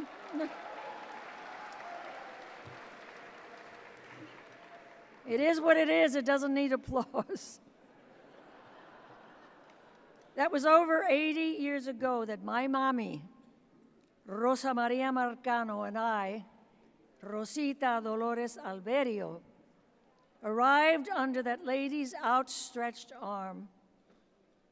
And because of my mother's faith and belief and the possibilities afforded me in this exceptional country, I have actually lived and continue to live the American dream.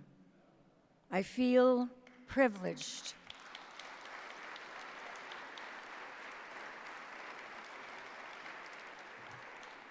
I feel privileged and profoundly grateful, and I do believe with all of my heart and soul that yearning masses will always huddle on the border of hope. And I pray that America will always be that beacon of those people's dreams. Thank you so much.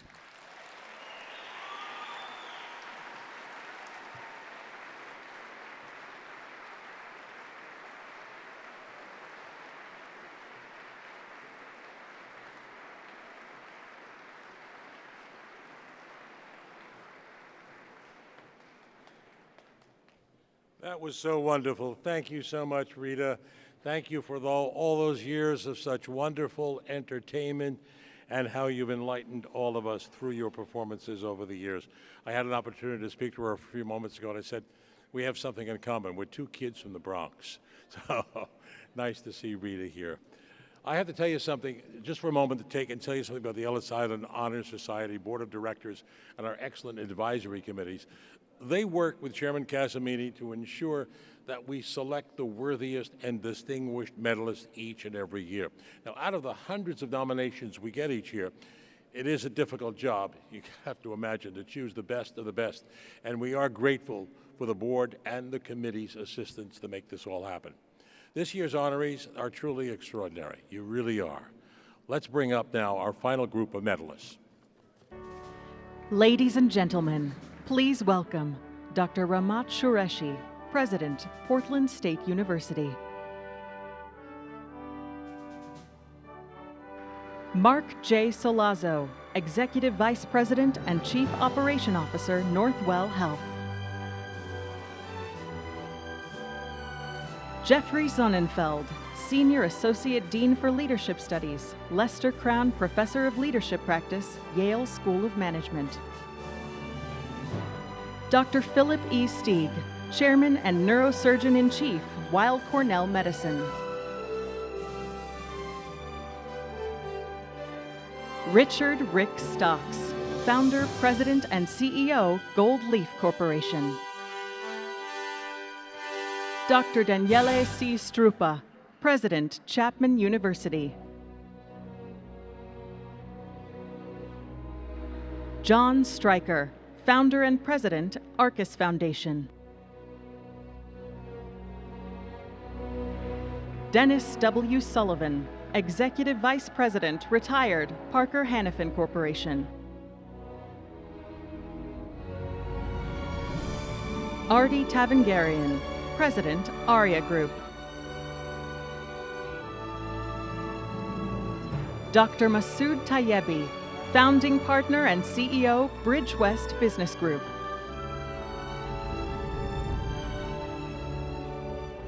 Tony Chan, Co-Founder and CEO, Cue Ball Group. Dr. Jan T. Vilcek, Professor Emeritus and Research Professor of Microbiology, New York University School of Medicine. Maritza Vilcek, Co-Founder, Vice Chairman, and Secretary, the Vilcek Foundation. Joseph H. von Rickenbach, Chairman of the Board, Parexel International. Dr. Vincent Yuankong Wang, President, China AIDS Fund, President, the Association of Chinese American Physicians. Dr. Aria Warshel, Nobel Laureate, Distinguished Professor, University of Southern California. The Honorable James W. Ziegler, Chairman, Board of Trustees, Migration Policy Institute. Anita Zucker, Chair and CEO, the Intertech Group.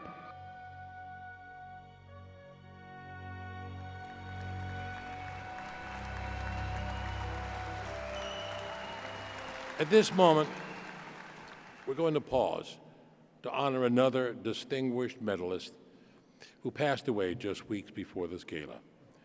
Dr. Vanu Bose, a telecommunications innovator, he was announced as a medalist earlier this year, and sadly, just weeks after he learned of his honor, he passed away suddenly at the young age of 52.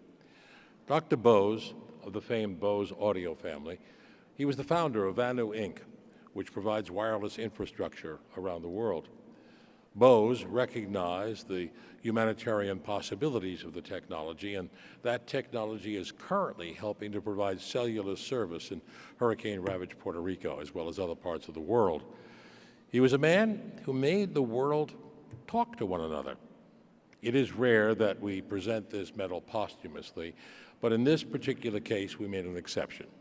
We're very proud to present the Ellis Island Medal of Honor to Dr. Vanu Bose. And now, please welcome his sister, Dr. Maya Bose, who will accept the medal in his behalf.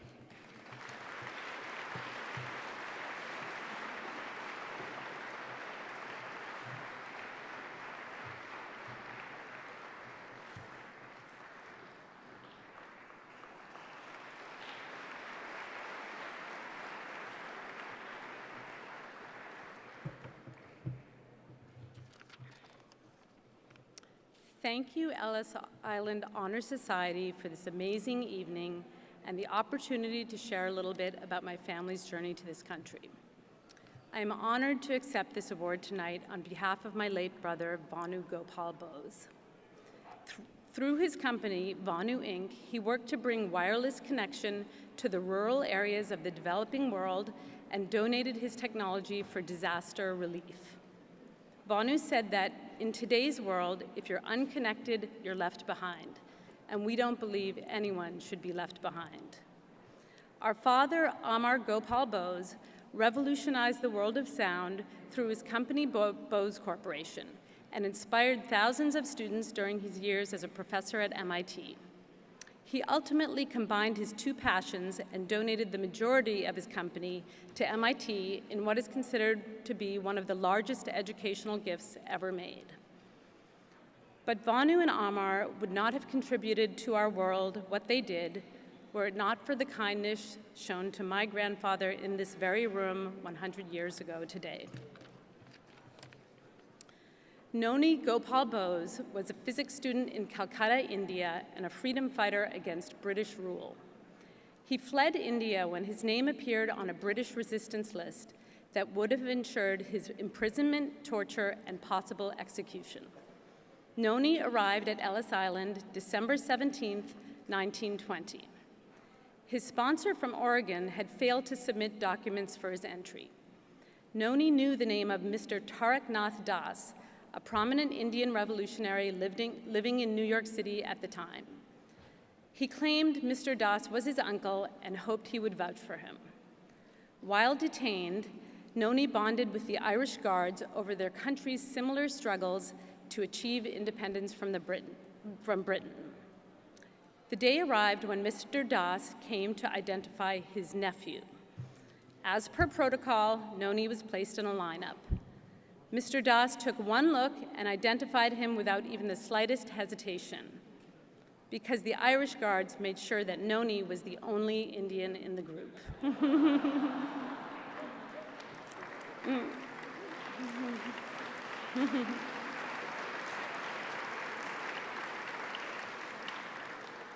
As FDR once said, remember always that all of us, and you and I especially, are descended from immigrants and revolutionists. Thank you.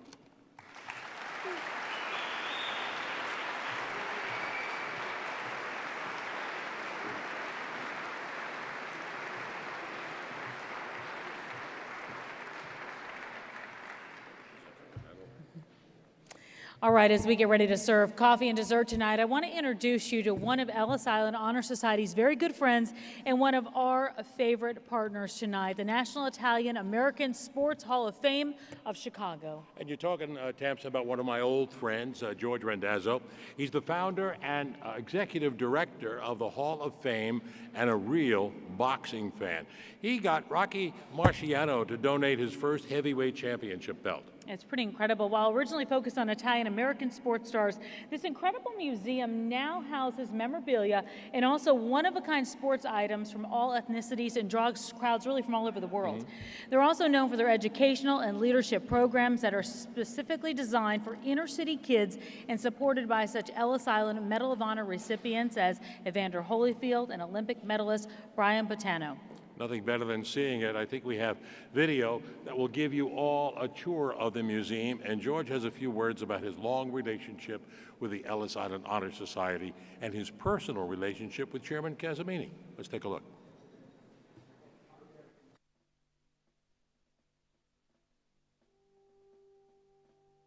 This used to be a completely all-Italian-American neighborhood. It's now a university village of every group that you can think of. We can say Italian-American, Polish-American, Iranian-American, or whatever, but we're Americans. You know, we're a National Italian-American Sports Hall of Fame. There's over 280 people in our Hall of Fame. In regards to the memorabilia in the Hall, it's really more about the people itself, the stories behind the memorabilia. We had an after-school program called the Level Playing Field. you know, a lot of these young people that come in here from the inner city, they're not as fortunate. I try to tell the young students that come in here, behind every one of these stories, there's something of personal commitment. Rocky Marciano, the former heavyweight champion of the world, he was only 5'10". He was only 185 pounds. But his training and his commitment, that's all that made him a champion. These young people can really feel and understand what these people went through to reach their goal. I brought Evander Holyfield, the heavyweight champion, into Englewood, and it's literally a war zone. And I'm saying to myself, how could this be? You know, how could this be? And these are the kind of kids that we want to help with the Crushers Club. That's why we got involved and we were raising money. And if you could pull these kids away from the gangs like the Crushers Club is doing, that helps. But you know what? It isn't just the National Italian American Sports Hall of Fame. It's got to be countless hundreds of other organizations. Everybody's got to take a little piece and give back.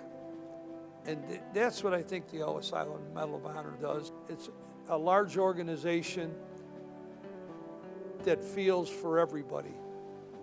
And that's why I feel honored about being a medalist.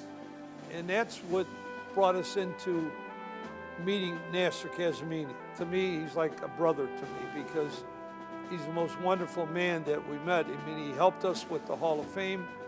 He'd been our supporter for years. No matter how successful he is in life, I think he never forgot the people that helped him along the way. And that's the things that I think are most important here. I think that every one of these inductees in the hall, when they got inducted into the hall on their night, they never one time ever talked about how many home runs they hit, how many touchdowns they scored. They all talked about their family values. And that's what life is all about. Okay, as they clear the tables, we have our last presentation for you. Now, this one is very special, a very special project. We have been working on this for over 2 years, and I've got to tell you, it's really worth it. Back in 2017, just a year ago, Ellis Island, the Dream of America with the Pacific Symphony, it was performed in Orange County, California. And thanks to the Ellis Island Honors Society's major funding of this project, it was recorded for the ages. And we're excited to announce it will be shown on PBS Great Performances, write this down, Friday, June 29th, just in time for the 4th of July celebration. And it's really neat. The symphony uses firsthand stories of immigrants from the Ellis Island Oral History Project, along with historic photos of Ellis Island in combination with the original score that captures the emotions, elation, and uncertainties of America's epic immigrant experience. It truly is a magical experience. Go ahead and take a look. On June 29th, PBS will present the national broadcast premiere of Ellis Island, The Dream of America. This full-length feature program, recorded in April 2017, shares the story of Ellis Island in a uniquely inspiring way and is made possible through the generous support of the Ellis Island Honors Society and its chairman, Nasser Kazemini.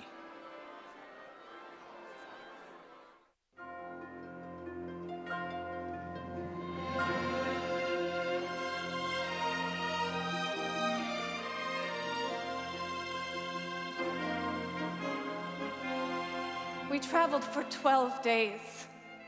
I couldn't eat. It was a nervous time.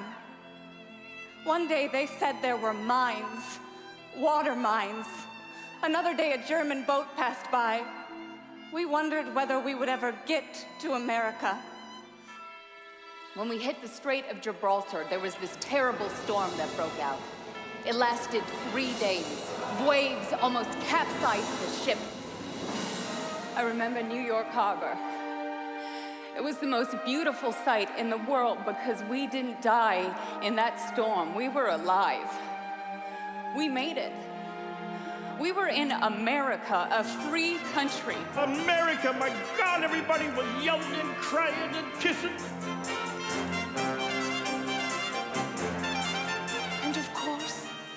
first thing I had seen was that lady, the Statue of Liberty. Give me your tired, your poor, your huddled masses, yearning to breathe free. I lift my lamp beside the golden door.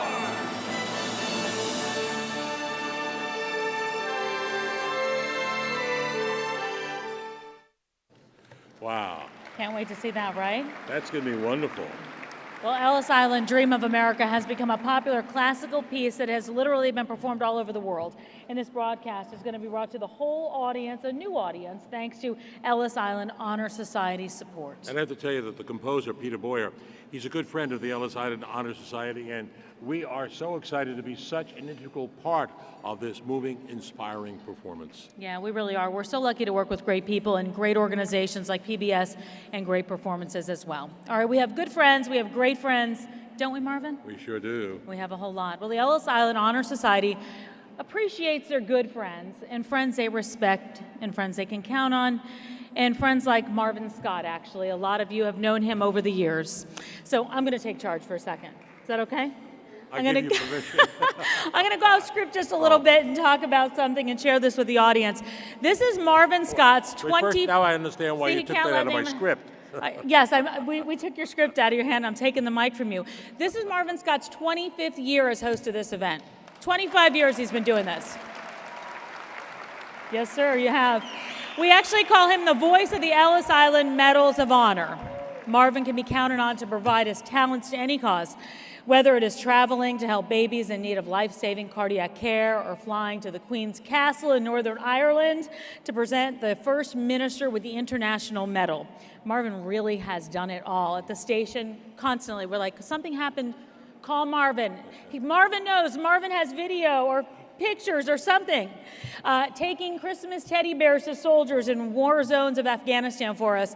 And Marvin, really, for all that you do and all that we know you're going to do in the future, we present you with a token of our love and appreciation. You're certainly more than a host. You're a part of the Ellis Island Honor Society family. 25 incredible years here, bringing so much to so many people, and I'm proud to call you a dear friend, too. Thank you. Thank you. Thank you so much, Tamsin. And Chairman, it has been an honor for me to be a part of the Honor Society for all these years and to work with you. And I'm so proud to call you a friend and for all you have done for so many people all around the world through your humanitarian efforts. And I have to say, this is a bonus. It is appreciated, but you already have rewarded me. For 25 years, you've brought me back here, and the people who I have met through those you have honored has been such a lifetime experience. And being here on this island, I'm proud to be an American, but coming back here each year just reinforces that pride to be an American, as we all feel here tonight. So for me, this is not a job, this is not work. This is an absolute honor. When I think of the people over the years, you talked about giving the presentation to the peacekeepers in Northern Ireland and Belfast, or to going to the Supreme Court and presenting the medal to Sandra Day O'Connor, or to members of the entertainment media. We had Rita Moreno with us tonight. We had Jerry Lewis. We've had Gloria Estefan. We've had sports figures, Mariano Rivera. We've had Nobel laureates, as we have tonight, Elie Wiesel. For this has been the most rewarding experience for me. And Chairman, I thank you so much, and thanks most of all for being my friend. Thank you so much.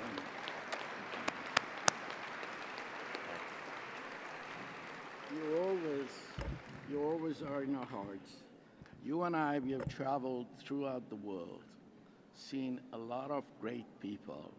You've always been there for us. You've given us your time. You've given us your amazing talent. And we always are proud to have you as our spokesperson. Thank you. Thank you, Marvin. Thank you. This is wonderful. Thank you. Thank you so much.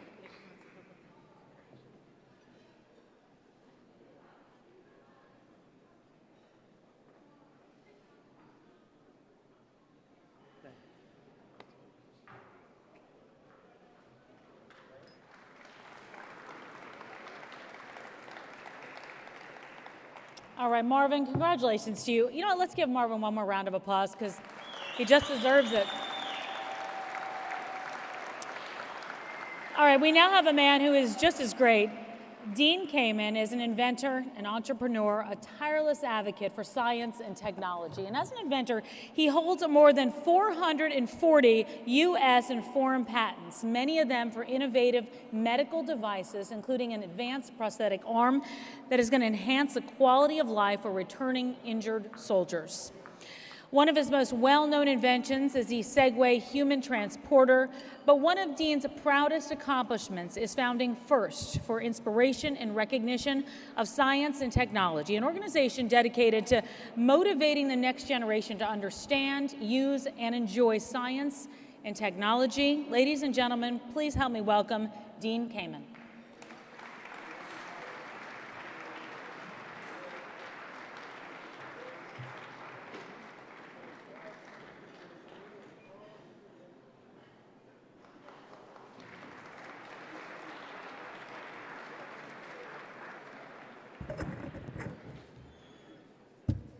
Thank you. And to all the honorees that have clearly deserved what you got tonight, congratulations. And to the committee that I heard was an extraordinary committee, I'll have to agree, you must be extraordinary because you have found some reason that I deserve this. I'm not aware of it, but I'll take it. I was given some notes that said, Dean, only a few people among the many will be asked to speak because there's so many, it'll be a long evening. But we would ask you to make a few comments for a few minutes about, and then it listed something that took me more than a few minutes to read. And it included what you've done, patriotism, a connection to Ellis Island. As I've sat listening to the incredible stories tonight, I think I'll pass over what I do in my day job. It's not that relevant to this. And I'll point out that while this is very exciting, I don't drink my own Kool-Aid. And I'm quite aware that I really get and should not take any credit for creating the American dream. It was here long before I, or this magnificent place. In fact, I'll give you the extreme, brutal reality. I am entirely a beneficiary of all of this. I was born here, in fact, about 50 miles from here, out on Long Island. It was not me that got on a ship and came here, risking life and limb. I didn't do any of the things that we're really here to celebrate, the courage of the people that have created and sustained the American dream. About 110 years ago, 1910 or so,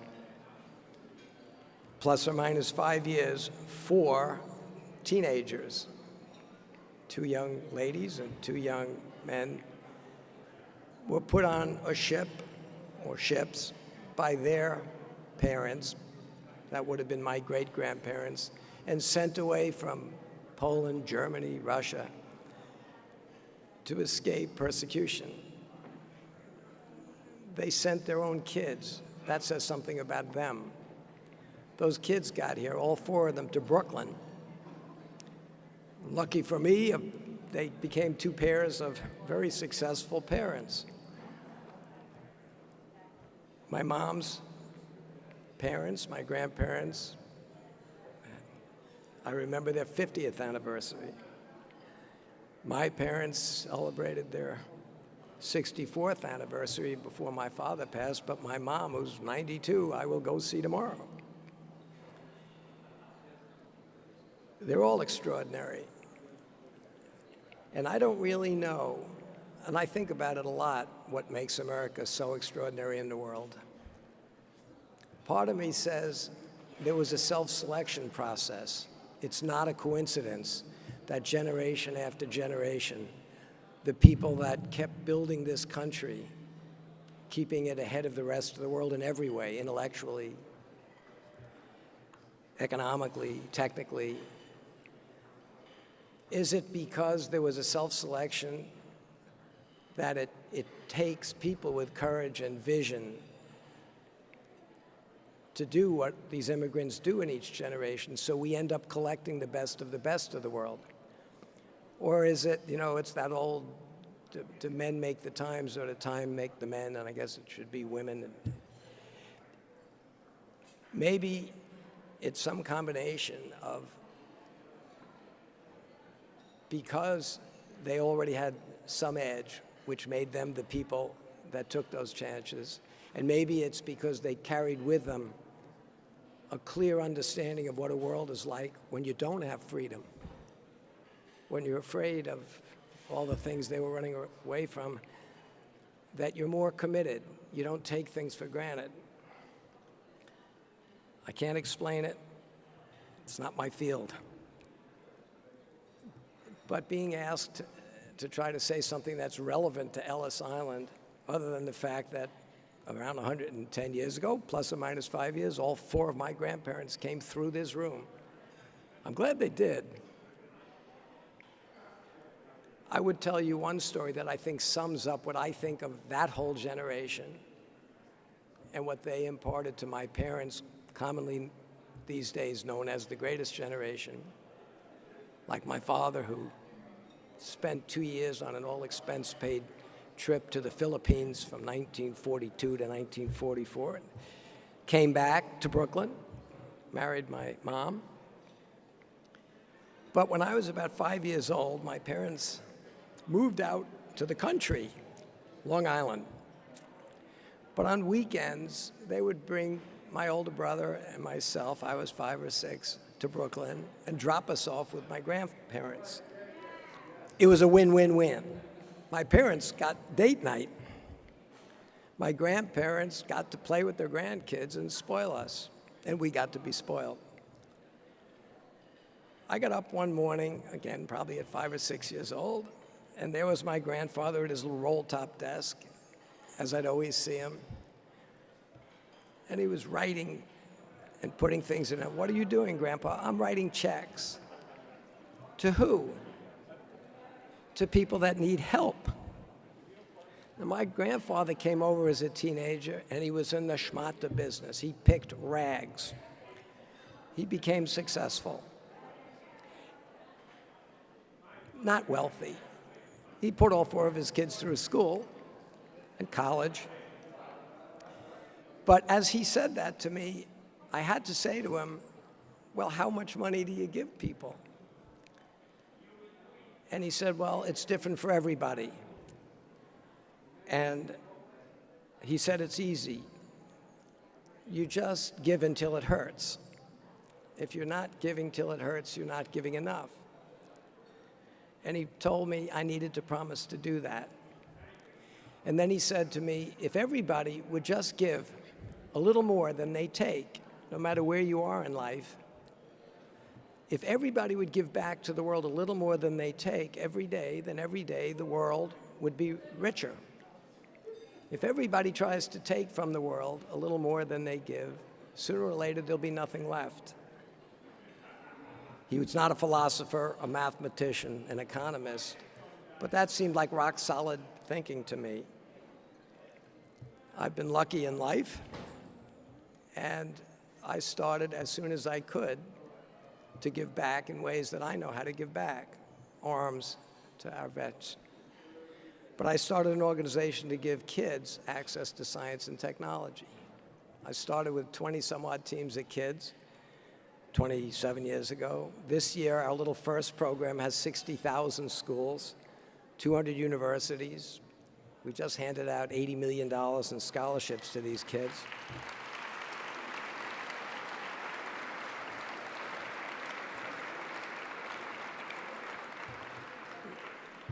But that's not good enough, because we're all here recognizing that the American dream is too unique and too important to be kept a secret. And on the one hand, we're all talking about bringing people from around the world to make sure they can access it. I think we need to look even further than that. The American dream would be the world's dream if everybody could access it. So we've started not just FIRST, but FIRST Global recently, and I have 157 countries sent teams to Constitution Hall last summer for our inaugural FIRST Global event. Anybody here that knows a country that has kids that ought to have a taste of science and technology and cooperation and freedom? I think if America wants to be bilateral, we should continue to bring the world here, but we should spread our dreams around the world. And everybody will benefit, including us. And the real secret I learned from my grandfather was, you really can't give till it hurts, because if you give it right, it doesn't hurt. You'll all make your life by what you earn, but you'll make your real life by what you give. Thank you. All right, now, ladies and gentlemen, as we promised, to begin our closing ceremony, we welcome back the 82nd Airborne All-American Chorus. While the storm clouds gather far across the sea, let us swear allegiance to a land that's free. Let us all be grateful for a land so fair, as we raise our voices in a solemn prayer. America, America, America. God bless America, land that I love. Stand beside her and guide her through the night with the light from above. From the mountains to the prairie, to the ocean's white with foam. God bless America, my home, sweet home. From the mountains to the prairie, to the oceans white with foam. God bless America, my home, sweet home. God bless America, my home, sweet America.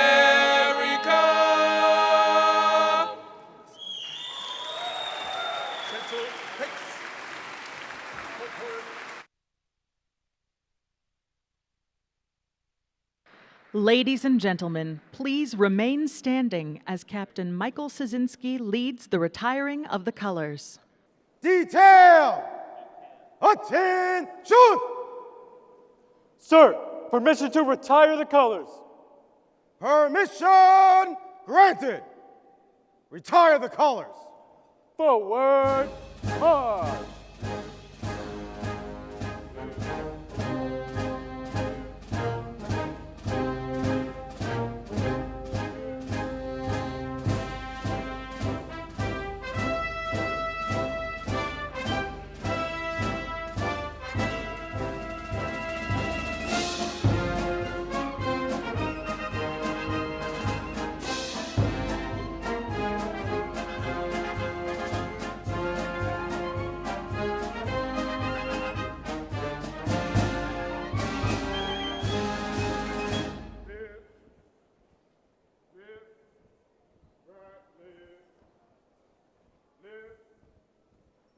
Mark time, march. Detail, halt. Right face. Present. Present. Arms. Arms. Order. Arms. Retrieve the colors.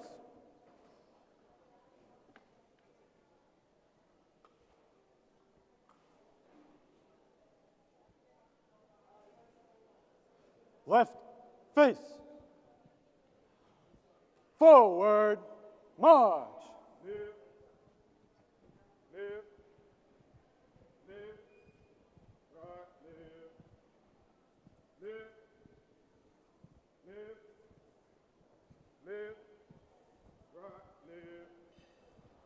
Mark time, march.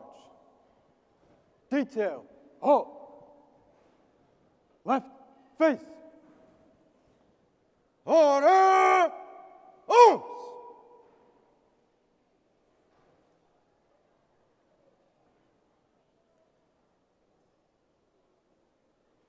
Forward, march.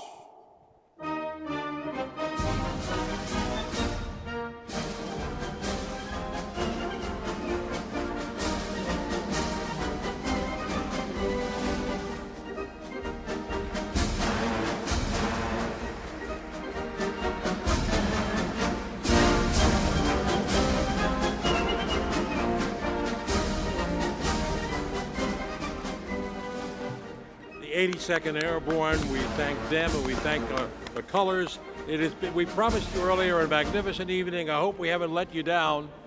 Not at all. It was really great. Congratulations once again to all of our medalists. And at this point, we tell you, ladies and gentlemen, this concludes our program. What an exciting night this has been. And Tamsin, what a wonderful evening working with you. It's wonderful. Congratulations to Marvin on 25 years. And on behalf of our 2018 medalists, we thank you for sharing this special night with us. Make your way to the ferries, though, because we want to make sure you can get the fireworks. Yes, we want to say goodnight to Lady Liberty and light up the skies around her. Thank you all for joining us. God bless you all. God bless America. See you again next year. And happy Mother's Day.